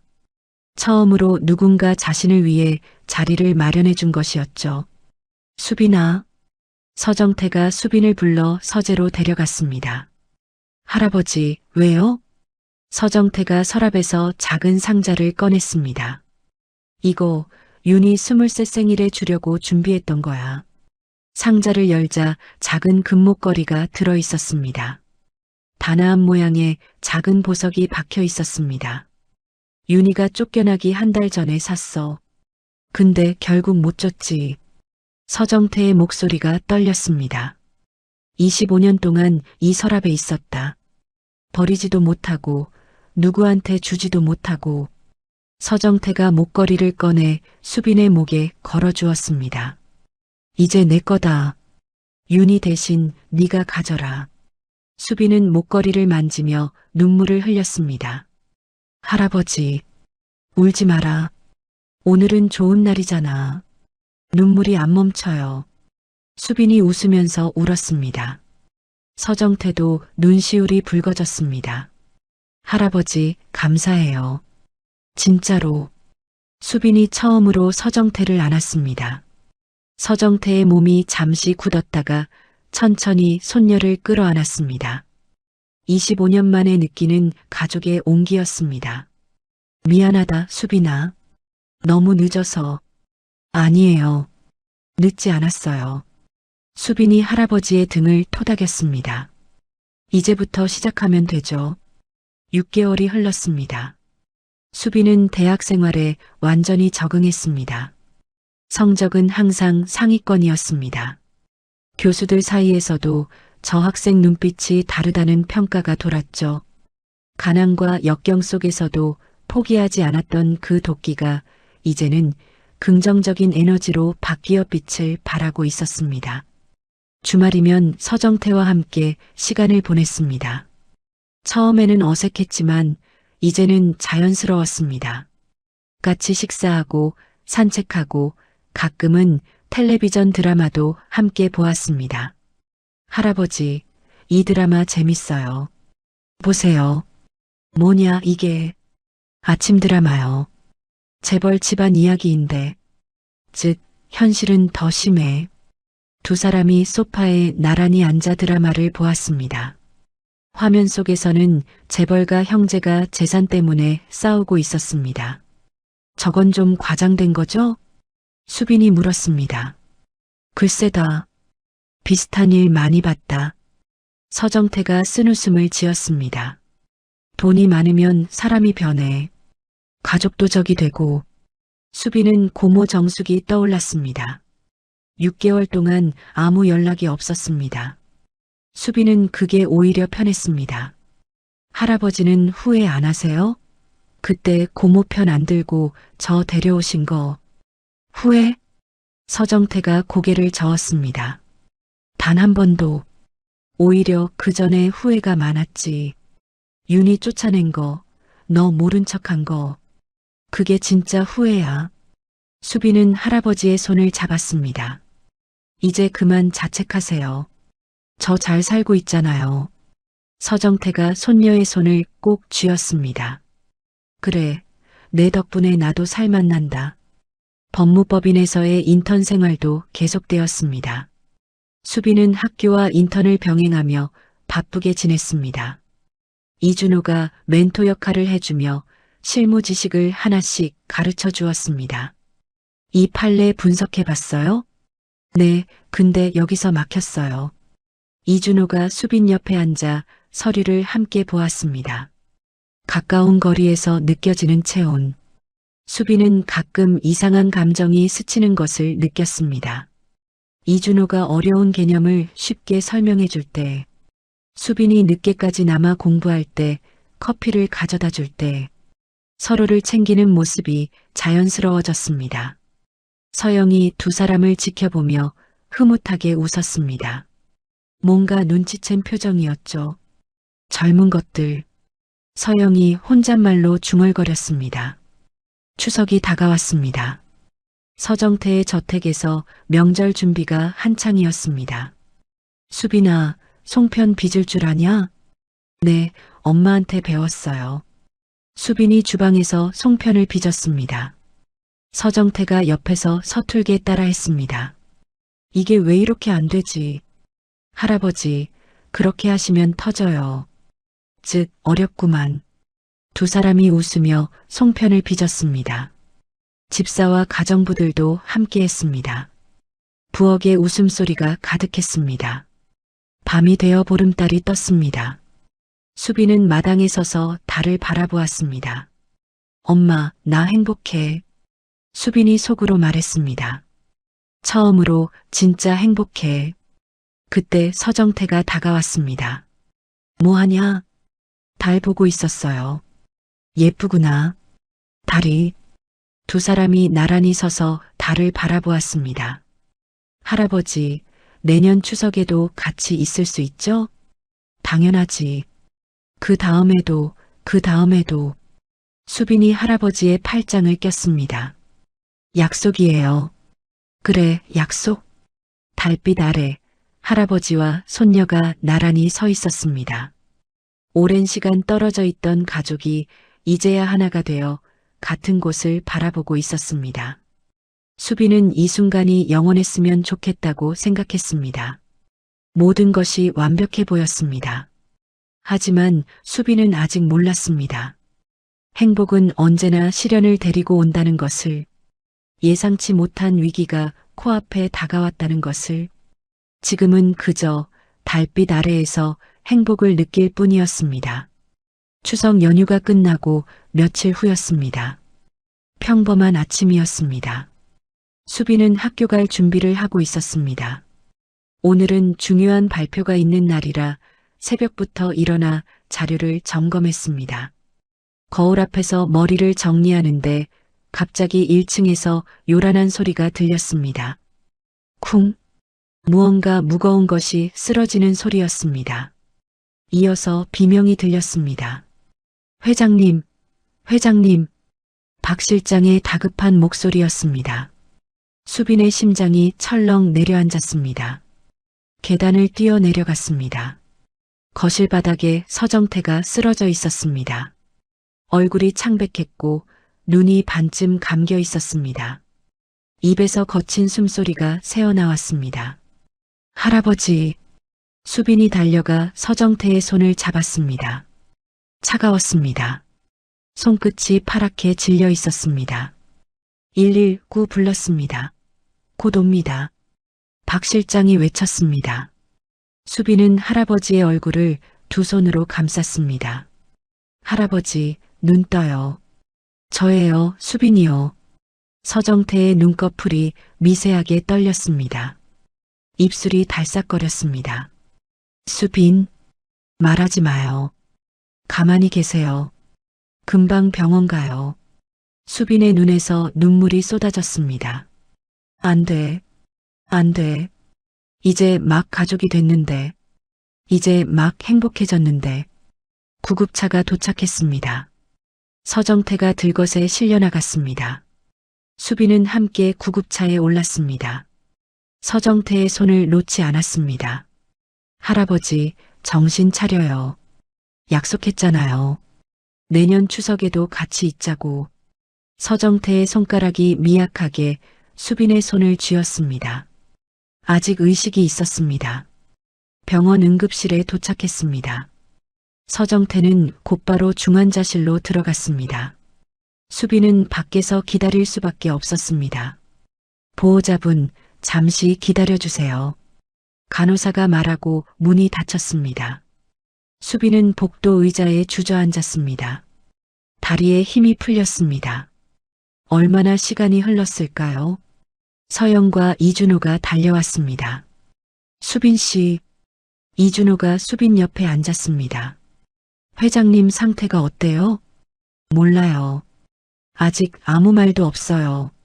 수빈의 목소리가 떨렸습니다. 서영이 수빈을 안아주었습니다. 괜찮을 거야. 서 회장님 강하신 분이잖아. 갑자기 쓰러지셨어요. 어제까지 멀쩡하셨는데. 수빈이 흐느꼈습니다. 이준호가 수빈의 떨리는 손을 잡았습니다. 따뜻한 손이었습니다. 제가 옆에 있을게요. 걱정 마세요. 수빈은 이준호의 손을 꼭 잡았습니다. 그 손길에서 작은 위안을 얻었습니다. 1시간이 지났습니다. 의사가 나왔습니다. 수빈이 벌떡 일어섰습니다.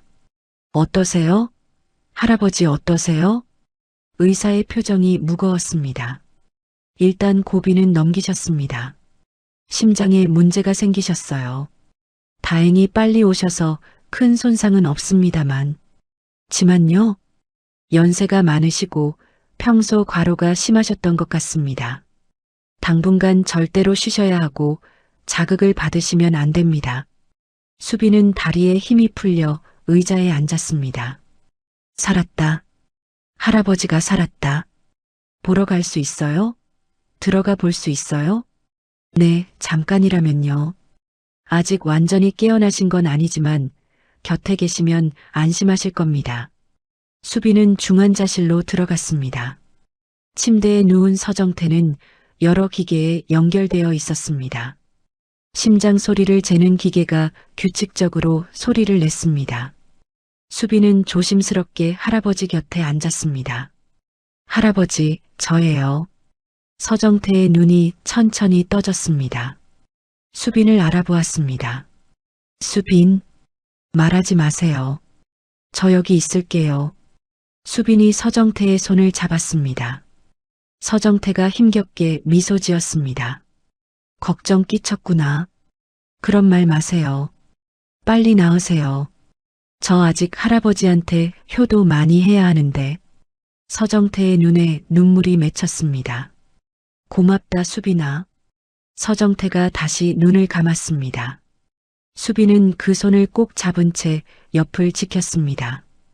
그때였습니다. 중환자실 밖에서 소란이 들렸습니다. 비켜요. 내 아버지라고요. 익숙한 목소리였습니다. 수빈의 얼굴이 굳어졌습니다. 서정숙이었습니다. 중환자실 문이 벌컥 열렸습니다. 정숙이 들어섰습니다. 뒤에는 아들 민준이 따라왔습니다. 정숙은 침대에 누운 서정태를 보고 눈물을 쏟았습니다. 아버지, 아버지, 괜찮으세요? 정숙이 서정태에게 달려들려 했습니다. 수빈이 앞을 막아섰습니다. 지금 안정이 필요하세요. 자극 주시면 안 돼요. 정숙의 눈이 수빈에게 꽂혔습니다. 너한테 허락받아야 해? 내 아버지야. 그래도 의사 선생님이. 닥쳐. 정숙이 수빈을 밀쳐냈습니다. 수빈이 비틀거렸습니다.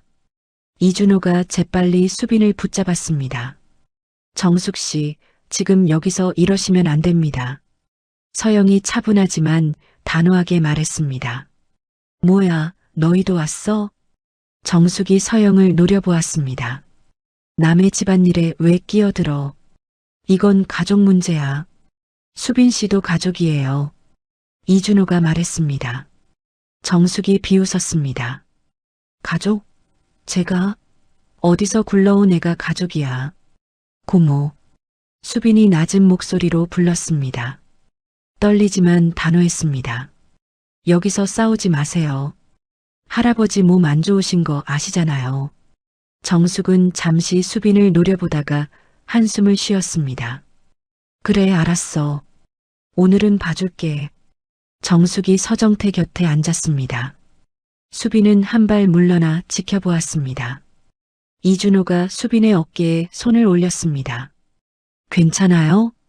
네, 괜찮아요. 하지만 수빈은 불안했습니다. 6개월 동안 잠잠하던 고모가 왜 갑자기 나타난 걸까요? 이유가 있을 것이었습니다. 다음 날 서정태는 일반 병실로 옮겨졌습니다. 상태는 안정됐지만 여전히 쉬어야 했습니다. 병실에 정숙이 찾아왔습니다. 이번에는 혼자였습니다. 아버지, 기분 어떠세요? 정숙이 과일을 깎으며 상냥하게 말했습니다. 서정태는 표정 없이 딸을 바라보았습니다. 왜 왔냐? 아버지가 쓰러지셨는데 당연히 와야죠. 6개월 동안 코빼기도 안 비추더니. 정숙의 눈이 흔들렸습니다. 하지만 금세 가면을 썼습니다. 아버지가 저를 피하셨잖아요. 수빈이 편만 드시고. 내가 언제? 그땐 됐어요. 지난 일 가지고 싸우려는 거 아니에요. 정숙이 깎은 과일을 서정태 앞에 놓았습니다. 아버지, 저 드릴 말씀이 있어요. 서정태가 경계하는 눈빛으로 정숙을 보았습니다. 뭔데? 정숙이 목소리를 낮췄습니다. 아버지 건강이 이러신데 회사는 누가 맡아요? 서정태의 눈이 가늘어졌습니다. 그래서 민준이가 대신하면 안 될까요? 아버지 나으실 때까지만. 본심이 드러났습니다. 서정태는 한숨을 쉬었습니다. 결국 그거냐? 아버지, 현실적으로 생각해 보세요. 아버지 연세에 이번 일까지 겪으셨는데 무리하시면 안 돼요. 그래서 민준이한테 회사 맡기라고 대신하는 거예요. 아버지 나으시면 다시 맡으시면 되죠. 서정태는 창밖을 바라보았습니다. 정숙의 속셈을 모를 리 없었습니다. 한번 넘겨주면 다시 뺏기 어렵다는 것쯤은 알았습니다. 생각해보마. 아버지, 나가라. 피곤하다. 정숙은 입술을 깨물다가 일어섰습니다. 천천히 생각하세요. 저는 아버지 편이에요. 정숙이 나갔습니다. 병실을 나선 정숙이 휴대폰을 꺼내 민준에게 전화했습니다. 나야. 아버지 설득할 시간이 필요해. 그동안 이사회 쪽 정리해도. 저녁이 되었습니다. 수빈이 직접 만든 죽을 가져와 병실에 들어섰습니다. 할아버지, 저녁 가져왔어요. 수빈이 죽을 펼쳤습니다. 고모 다녀갔어요? 그래. 무슨 말씀하셨어요? 서정태는 잠시 망설이다 말했습니다. 회사 얘기. 수빈의 손이 멈췄습니다. 회사요? 민준이한테 대신 맡기라고. 수빈은 아무 말도 하지 못했습니다. 예감이 좋지 않았습니다. 할아버지, 어떻게 하실 거예요? 서정태가 수빈을 바라보았습니다. 수빈아, 솔직히 말해줘. 내가 죽으면 어떡할 거냐? 수빈의 눈이 커졌습니다. 무슨 말씀이세요? 그런 말하지 마세요. 아니, 현실적으로. 나 없으면 넌 어떡할 거냐? 수빈은 잠시 침묵하다 대답했습니다. 제가 알아서 살죠. 전에도 그랬으니까. 그게 싫어서 그래. 서정태가 수빈의 손을 잡았습니다. 너한테 뭔가 남겨주고 싶어? 근데 정숙이가 가만 안 둘 거야. 저는 괜찮아요. 재산 같은 거 필요 없어요. 재산이 문제가 아니야. 서정태의 눈빛이 진지했습니다. 넌 내 손녀야. 내 유일한 혈육이야. 마땅히 내 몫을 받아야 해. 수빈은 대답하지 못했습니다. 정숙이가 움직이기 시작했어. 이번 기회에 모든 걸 가져가려고 할 거야. 그럼 어떡해요? 서정태가 창밖을 바라보았습니다. 싸워야지. 아직 죽지 않았으니까. 그때 병실 문이 조심스럽게 열렸습니다. 이준호가 들어왔습니다. 늦은 시간에 죄송합니다. 수빈 씨 걱정돼서 왔어요. 이준호가 수빈 옆에 앉았습니다. 회장님, 몸은 좀 어떠세요? 자네 덕분에 낫고 있네. 서정태가 희미하게 웃었습니다. 준호 씨, 수빈이 이준호를 바라보았습니다. 고모가 회사를 노리고 있어요. 어떻게 해야 할까요? 이준호의 표정이 진지해졌습니다. 법적으로 대응할 방법이 있습니다. 제가 찾아볼게요. 서정태가 고개를 끄덕였습니다. 고맙네, 준호 씨. 수빈은 할아버지의 손을 꼭 잡았습니다. 저도 같이 싸울게요. 혼자 두지 않을게요. 서정태가 손녀의 손을 꼭 쥐었습니다. 그래, 같이 싸우자. 이준호가 수빈의 어깨에 손을 올렸습니다. 저도 돕겠습니다. 끝까지. 수빈은 이준호의 눈을 바라보았습니다. 고마워요. 밤이 깊어갔습니다. 병실 창문 너머로 서울의 야경이 반짝였습니다. 평화로운 불빛들 아래에서 보이지 않는 싸움이 시작되려 하고 있었습니다. 서정태가 입원한 지 2주가 흘렀습니다. 그 사이 정숙과 민주는 빠르게 움직였습니다. 서정태가 병상에 누워있는 틈을 타서 민주는 이사회를 소집했습니다. 안건은 회장이 일을 못할 때 누가 대신 맡을 것인가였습니다. 이사진 절반 이상이 정숙 편이었습니다. 오랜 시간 공들여 심어놓은 사람들이었죠. 표결이 진행되었습니다. 결과는 통과였습니다. 민준이 전화기를 들어 어머니에게 보고했습니다. 통과됐습니다, 어머니. 내일부터 제가 회장 대신 회사를 맡습니다. 정숙의 입꼬리가 올라갔습니다. 잘했어. 이제 시작이야. 다음 날 아침이었습니다. 수빈이 급하게 병실로 뛰어들어왔습니다. 손에는 신문이 들려 있었습니다. 할아버지, 이거 보셨어요? 신문 일면이었습니다. SJ그룹 서민준 부사장, 회장 대신 회사 맡아라는 제목이 크게 적혀 있었습니다. 서정태는 담담하게 신문을 받아보았습니다. 예상했던 일이었습니다. 빠르구나. 어떡해요? 이대로 두면 안 되잖아요. 두지 않을 거다. 서정태가 침대에서 몸을 일으켰습니다. 수빈아, 서영이한테 연락해라. 그리고 준호도 불러. 네. 싸울 준비하자고 했잖아. 1시간 후 병실에 서영과 이준호가 도착했습니다. 회장님, 몸은 괜찮으세요? 서영이 걱정스러운 눈으로 물었습니다. 괜찮다. 죽을 만큼은 아니야. 서정태가 신문을 서영에게 건넸습니다. 이거 봤지? 네. 예상보다 빨리 움직였네요. 정숙이가 오래 준비한 거야. 이 사진 절반 이상이 저쪽 사람이더라. 이준호가 입을 열었습니다. 법적으로 막을 방법이 있습니다. 뭔데? 회장님이 직접 이사회에 나가시면 됩니다.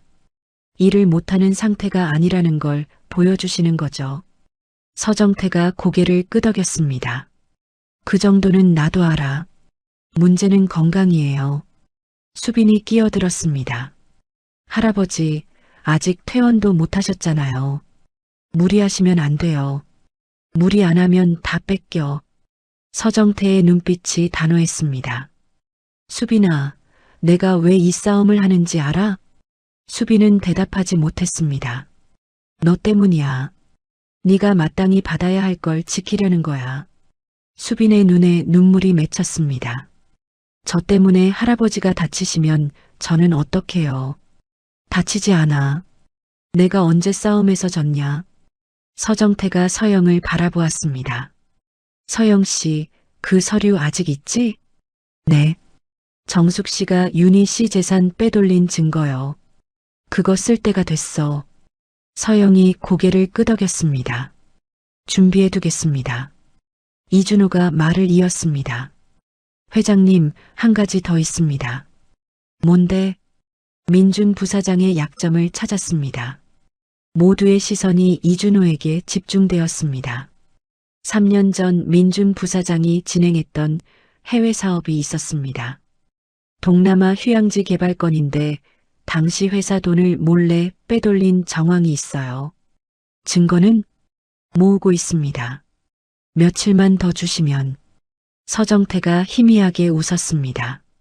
그래, 민준이도 깨끗하지 않을 줄 알았어. 할아버지, 수빈이 조심스럽게 말했습니다. 고모랑 민준 오빠 그래도 가족인데 이렇게까지 해야 해요? 서정태가 수빈을 바라보았습니다. 수빈아, 저쪽은 가족이라고 생각 안 해. 우리가 봐주면 끝까지 밀어붙일 거야. 수빈은 대답하지 못했습니다. 서정태가 손녀의 손을 잡았습니다. 미안하다. 이런 싸움에 널 끌어들여서. 근데 피할 수가 없어. 수빈은 잠시 침묵하다 고개를 끄덕였습니다. 알겠어요. 저도 도울게요. 고맙다. 서정태가 서영과 이준호를 바라보았습니다. 다음 주 이사회에 내가 직접 간다. 그때까지 준비해둬라. 네, 알겠습니다. 일주일 후였습니다. SJ그룹 본사 이사회실. 이사진 12명이 긴 테이블에 앉아 있었습니다. 맨 윗자리에는 민준이 앉아 있었습니다. 민준의 얼굴에는 자신감이 넘쳤습니다. 오늘 안건은 제가 회장 대신 회사를 맡는 것을 정식으로 정하는 겁니다. 반대하시는 분? 이사들이 서로를 바라보았습니다. 대부분 고개를 저었습니다. 그럼 표결해. 그때 문이 열렸습니다. 서정태가 들어섰습니다. 뒤에는 수빈, 서영, 이준호가 따르고 있었습니다. 회의실이 술렁였습니다. 아, 아버지. 민준의 얼굴이 굳어졌습니다. 왜 여기 계세요? 입원 중이시잖아요. 퇴원했다.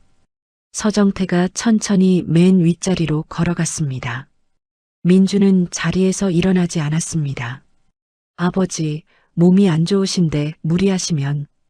비켜라. 서정태의 단호한 한마디였습니다. 민준의 눈이 흔들렸습니다. 하지만 물러서지 않았습니다.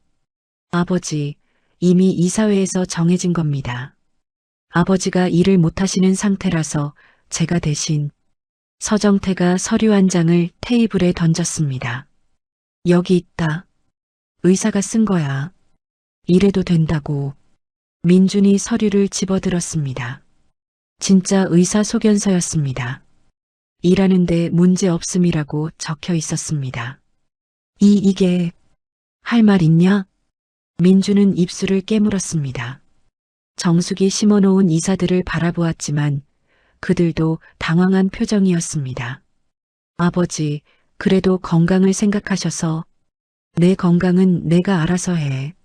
서정태가 자리에 앉았습니다. 오늘 안건 바꾼다. 내가 대신 회사 맡는 거 취소하는 걸로. 잠깐요. 민준이 목소리를 높였습니다. 아버지가 갑자기 오셨다고 안건을 바꿀 수는 없습니다. 절차? 서정태가 차갑게 웃었습니다. 절차 얘기 나왔으니까 하나 묻자. 동남아 휴양지 개발건 어떻게 된 거냐? 민준의 얼굴이 창백해졌습니다. 그게 무슨. 이준호가 앞으로 나서며 서류 뭉치를 테이블에 올려놓았습니다. 3년 전 동남아 휴양지 개발 사업 관련 자료입니다. 민준 부사장이 회사 돈을 몰래 빼돌린 정황이 담겨 있습니다. 회의실이 웅성거렸습니다. 이사들이 서류를 집어들었습니다. 이건 큰일 아닙니까? 한의사가 말했습니다. 민준의 이마에 땀이 맺혔습니다. 그건 오해입니다. 당시 상황이 오해인지 아닌지는 검찰이 판단하겠지. 서정태가 말했습니다. 민준아, 지금이라도 물러서면 이건 덮어주마. 근데 계속 버티면. 민준은 떨리는 눈으로 서정태를 바라보았습니다. 그리고 문 밖을 보았습니다. 정숙이 와 있을 줄 알았는데 보이지 않았습니다. 어머니한테 연락했는데 왜 안 오시지? 정숙이? 서정태가 말했습니다. 지금쯤 바쁠 거다. 같은 시각이었습니다. 서정숙의 집. 검찰 수사관들이 집안을 뒤지고 있었습니다. 정숙은 거실에 앉아 멍하니 바라보았습니다. 서정숙 씨 서류 조작하고 재산 빼돌린 혐의로 체포합니다. 수사관이 종이를 내밀었습니다. 정숙의 얼굴이 일그러졌습니다. 이게 무슨 아버지가 이러신 거야? 정숙이 끌려나갔습니다. 정숙의 화려했던 집에 고요함만 남았습니다. 이사회실. 서정태의 비서가 들어와 귓속말을 했습니다. 서정태가 고개를 끄덕였습니다. 민준아, 내 어머니 지금 검찰에 잡혀갔다. 민준의 눈이 휘둥그레졌습니다. 뭐라고요? 25년 전 윤희 재산 빼돌린 거 증거 다 넘겼다. 최근 2년 동안 건물 월세 빼돌린 것도. 민준은 의자에 털썩 주저앉았습니다. 모든 게 무너지는 순간이었습니다. 아버지 어떻게 가족한테 이럴 수가. 가족? 서정태의 목소리가 차가웠습니다. 정숙이가 윤희한테 한 짓이 가족이 할 짓이냐? 네가 수빈이한테 한 짓이 가족이 할 짓이냐? 민준은 대답하지 못했습니다. 한참 동안 침묵이 흘렀습니다. 민준이 천천히 고개를 들었습니다. 알겠습니다. 제가 잘못했습니다. 민준의 목소리가 떨렸습니다. 회사 돈 빼돌린 건 제가 정리하겠습니다. 그리고 민준이 수빈을 바라보았습니다. 수빈아, 그동안 미안했다. 수빈은 놀란 표정으로 민준을 바라보았습니다. 네가 고모네 집에서 어떻게 사는지 알면서도 모른 척했다. 변명할 생각 없어. 그냥 미안하다. 처음으로 듣는 진심 어린 사과였습니다. 수빈은 한동안 아무 말도 하지 못했습니다. 서정태가 입을 열었습니다. 내가 대신 회사 맡는 거 취소. 반대하는 사람? 아무도 손을 들지 않았습니다. 통과다. 서정태가 회의실을 나섰습니다. 수빈이 따라 나왔습니다. 복도에서 수빈이 서정태의 팔을 잡았습니다. 할아버지, 괜찮으세요? 서정태가 창백한 얼굴로 벽에 기댔습니다. 괜찮다. 조금 피곤할 뿐이야. 무리하셨잖아요. 이 정도는 해야지. 서정태가 수빈을 바라보았습니다. 이겼다, 수빈아. 우리가 이겼어. 수빈의 눈에 눈물이 맺혔습니다. 네, 이겼어요. 할아버지 덕분에. 아니, 내 덕분이야. 네가 있어서 싸울 이유가 있었어. 수빈이 할아버지를 안았습니다. 서정태가 손녀를 꼭 끌어안았습니다. 이준호가 옆에서 지켜보다 수빈에게 다가왔습니다. 정말 수고했어요. 이준호가 수빈의 손을 잡았습니다. 수빈도 이준호의 손을 꼭 잡았습니다. 준호 씨 덕분이에요. 고마워요. 긴 싸움이 끝났습니다. 이사회가 끝난 지 일주일이 흘렀습니다. 서울 시내의 한 대형 법정 앞 수빈은 정장 차림으로 계단을 오르고 있었습니다. 오늘은 정숙의 첫 번째 재판이 열리는 날이었습니다. 긴장돼요? 이준호가 수빈의 옆에 서서 물었습니다. 수빈은 고개를 저었습니다. 아니요. 오히려 마음이 편해요. 편하다고요? 네. 이제 모든 게 제자리를 찾아가는 것 같아서요. 수빈은 법원 건물을 올려다보았습니다. 저 안에서 고모의 죄가 심판받게 될 것입니다. 문서 위조, 재산 횡령, 그리고 25년간의 거짓말들이 모두 드러날 것입니다. 수빈 씨, 이준호가 조심스럽게 말을 꺼냈습니다. 재판이 끝나면 할 말이 있어요. 무슨 말인데요? 지금은 아니에요. 재판 끝나고요. 수빈은 고개를 갸웃거렸지만 더 묻지 않았습니다. 두 사람은 나란히 법원 안으로 들어섰습니다. 법정 안은 이미 많은 사람들로 가득 차 있었습니다. 기자들의 카메라 플래시가 터지고 방청객들의 웅성거림이 법정을 채웠습니다. SJ그룹 회장의 딸이 법정에 서는 날입니다. 세간의 관심이 집중될 수밖에 없었습니다. 수빈은 방청석 맨 앞줄에 앉았습니다. 옆에는 서정태와 서영, 이준호가 자리했습니다. 박 실장도 뒤편에서 조용히 지켜보고 있었습니다.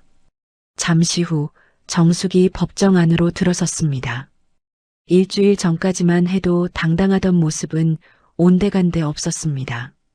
수척해진 얼굴에 어두운 그림자가 드리워져 있었습니다. 정숙의 시선이 방청석을 훑다가 수빈과 마주쳤습니다. 잠깐의 눈빛 교환. 수빈은 아무 말 없이 정숙을 바라보았습니다. 미움도 원망도 연민도 아닌 그저 담담한 눈빛이었습니다. 일어서세요. 판사의 목소리가 법정에 울려 퍼졌습니다. 재판이 시작되었습니다. 검찰 측의 논고가 이어졌습니다. 피고인 서정숙은 25년 전 친동생 서윤희의 재산을 횡령했습니다. 당시 아버지 서정태 회장의 인감을 도용하여 문서를 위조했고 동생에게 돌아갈 재산을 자신의 명의로 이전했습니다. 이후 25년간 해당 건물의 월세 수익을 자신의 계좌로 빼돌렸으며 그 금액은 총 15억 원에 달합니다. 또한 피고인은 조카 김수빈을 미성년자 시절부터 가정 내에서 부당하게 노동에 동원했습니다. 검사의 목소리가 차갑게 울렸습니다. 법정 안의 공기가 무겁게 가라앉았습니다. 피고인은 이에 대해 인정합니까?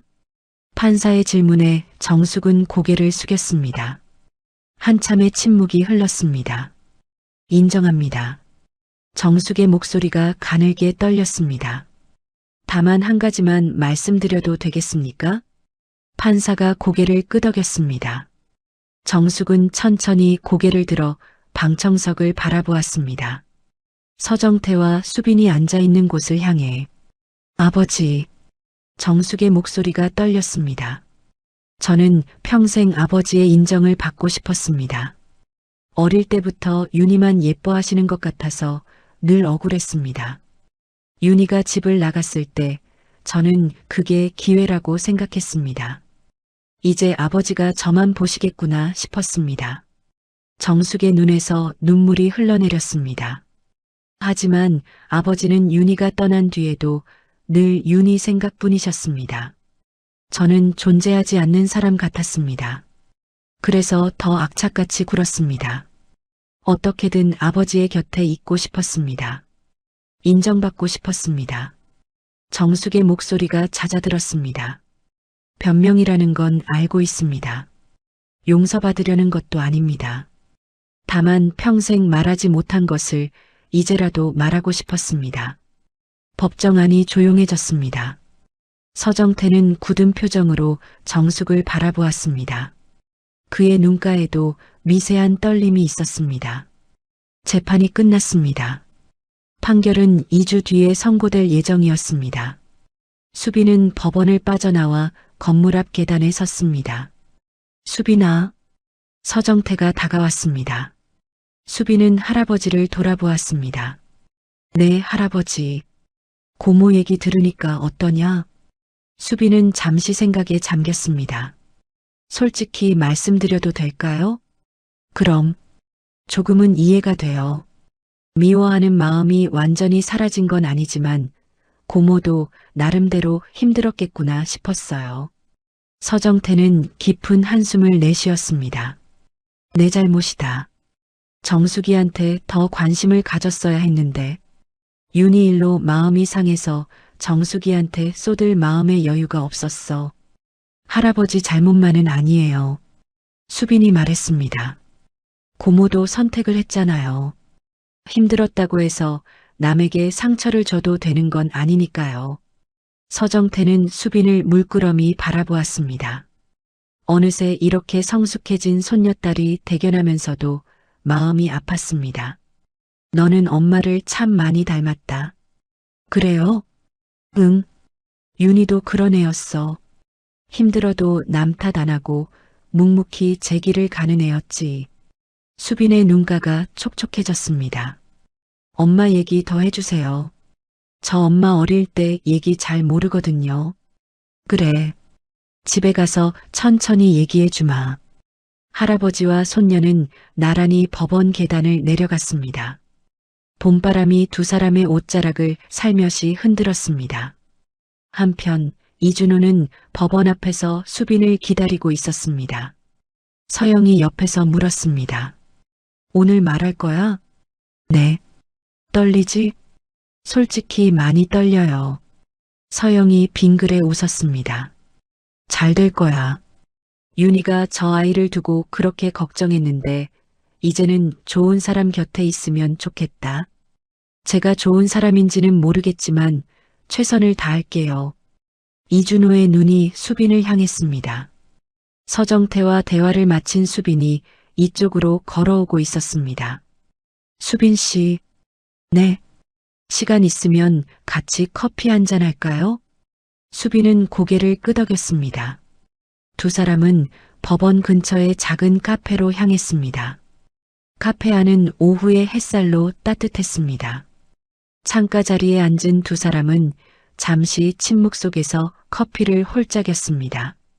이준호가 먼저 입을 열었습니다. 수빈 씨, 아까 재판 끝나면 할 말이 있다고 했잖아요. 네, 기억나요. 이준호는 커피잔을 내려놓았습니다. 평소의 침착한 모습과 달리 약간 긴장한 기색이 역력했습니다. 사실 고등학교 때부터 수빈 씨가 신경 쓰였어요. 신경 쓰였다고요? 네. 다른 아이들보다 훨씬 힘든 환경에 있으면서도 눈빛이 달랐어요. 포기하지 않는 눈빛이랄까요? 수빈은 말없이 듣고 있었습니다. 그때는 제가 선생이었으니까 그냥 응원만 했어요. 잘 되길 바란다. 뭐든 될 수 있다. 그런 말밖에 못했죠. 이준호가 수빈의 눈을 바라보았습니다. 그런데 이번에 다시 만나고 나서 깨달았어요. 그때의 감정이 그냥 선생으로서의 응원이 아니었다는 걸요. 수빈의 심장이 빠르게 뛰기 시작했습니다. 수빈 씨, 저 수빈 씨를 좋아해요. 앞으로 연인으로 만나고 싶어요. 카페 안의 소음이 멀어지는 것 같았습니다. 수빈은 이준호를 바라보았습니다.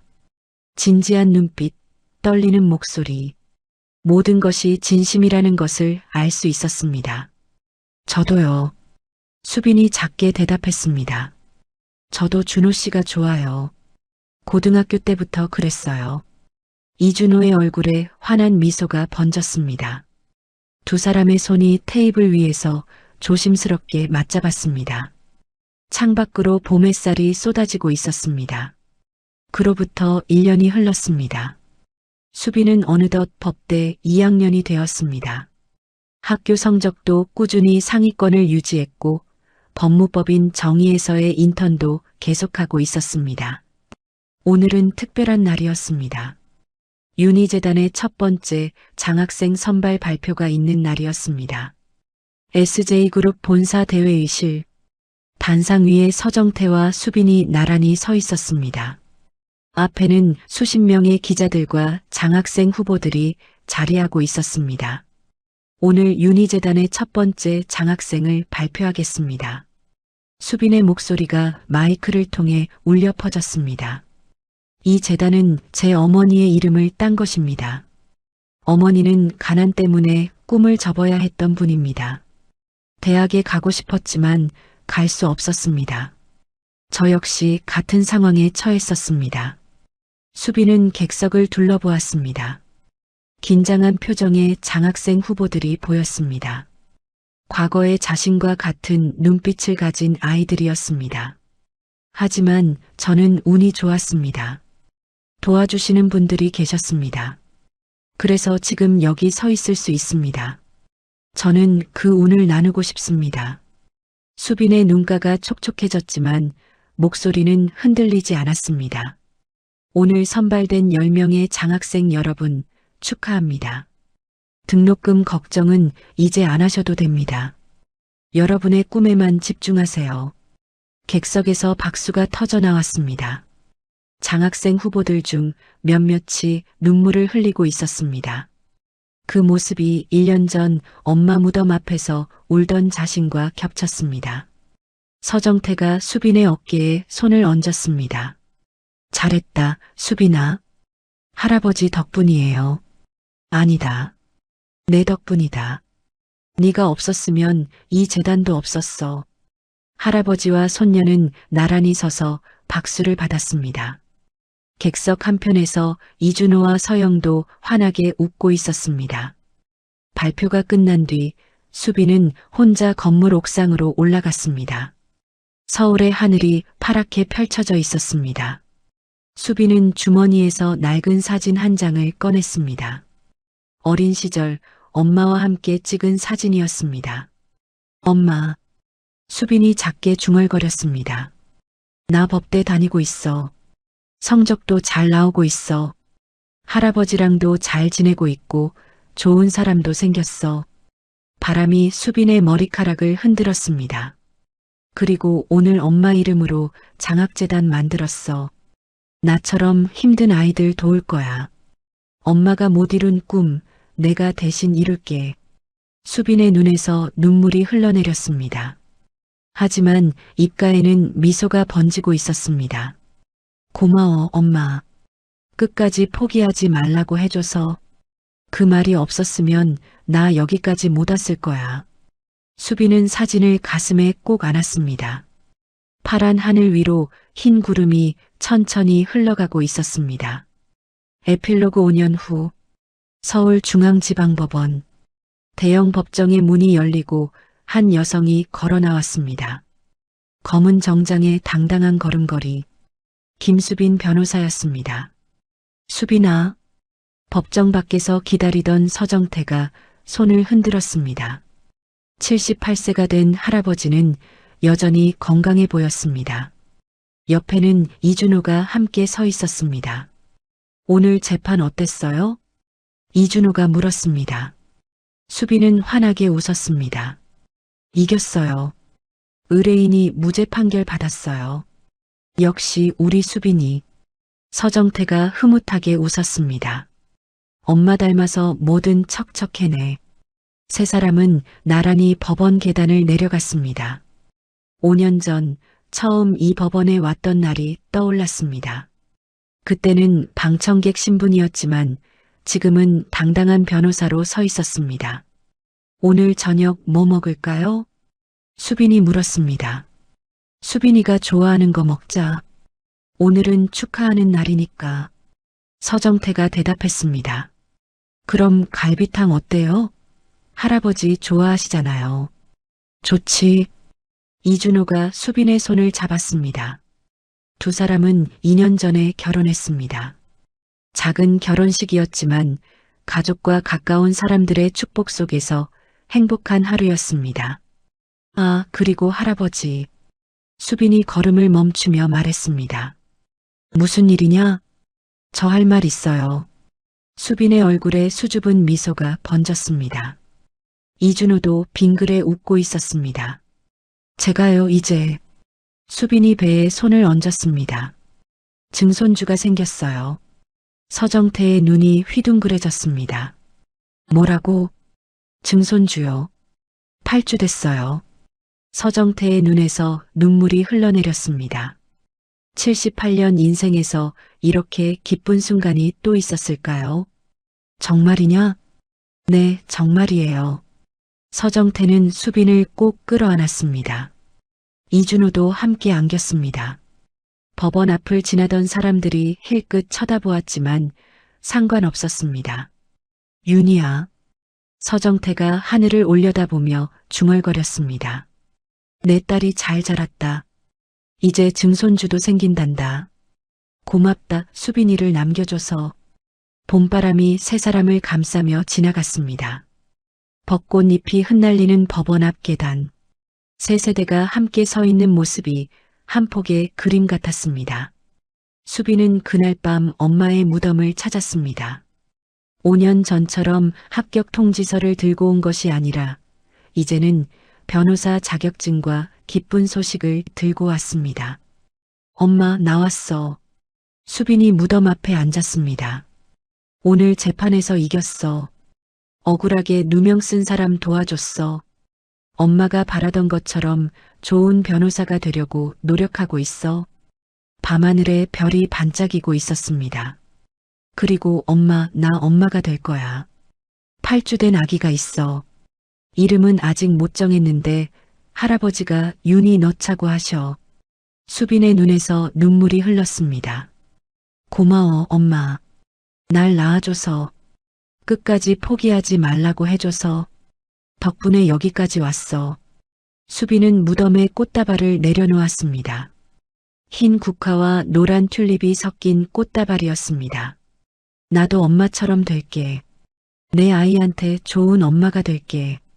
힘들어도 포기 말라고, 뭐든 될 수 있다고 얘기해 줄게. 수빈은 일어서서 무덤을 바라보았습니다. 바람에 흔들리는 풀잎 사이로 엄마의 미소가 보이는 것 같았습니다. 사랑해, 엄마. 다음에 또 올게. 수빈은 돌아서서 걸음을 옮겼습니다. 무덤 곁에서 이준호가 기다리고 있었습니다. 다 했어? 응. 이준호가 수빈의 손을 잡았습니다. 두 사람은 나란히 무덤을 빠져나왔습니다. 달빛이 환하게 비추는 밤이었습니다. 절망 속에서 피어난 희망, 상처 속에서 자란 사랑, 늦었지만 다시 찾은 가족. 이것은 한 소녀의 이야기입니다. 법대에 합격했지만 갈 수 없었던 소녀. 엄마의 무덤 앞에서 울던 소녀. 그러나 포기하지 않았던 소녀. 수빈은 알고 있었습니다. 인생은 때로 불공평하다는 것을. 하지만 그 불공평함 속에서도 희망은 있다는 것을. 포기하지 않으면 길은 열린다는 것을. 엄마가 남긴 말처럼 끝까지 포기하지 마. 넌 뭐든 될 수 있어. 수빈은 그 말을 가슴에 품고 살아왔습니다. 그리고 이제는 그 말을 다음 세대에게 전해줄 것입니다. 여러분, 오늘 이야기가 어떠셨나요? 수빈이는 엄마의 무덤 앞에서 합격 통지서를 들고 울던 소녀였습니다. 등록금 800만 원이 없어서 법대에 갈 수 없다고, 꿈을 포기해야 한다고 생각했습니다. 하지만 수빈이는 포기하지 않았습니다. 엄마가 남긴 말 한마디를 가슴에 품고 끝까지 버텼습니다. 세상은 때로 불공평합니다. 누군가는 태어날 때부터 모든 것을 가지고 누군가는 아무것도 없이 시작합니다. 하지만 이 이야기가 말하고 싶은 것은 그런 불공평함 앞에서도 희망은 있다는 것입니다. 포기하지 않으면 길은 열린다는 것입니다. 수빈이처럼 지금 힘드신 분들이 계실 겁니다. 돈이 없어서, 가족이 없어서, 아무도 나를 도와주지 않아서 꿈을 접어야 할 것 같은 분들이 계실 겁니다. 그런 분들께 이 이야기가 작은 위로가 되었으면 좋겠습니다. 늦어도 괜찮습니다. 돌아가도 괜찮습니다. 중요한 것은 포기하지 않는 것입니다. 수빈이의 할아버지 서정태 회장도 25년이나 늦었지만 손녀를 찾았습니다.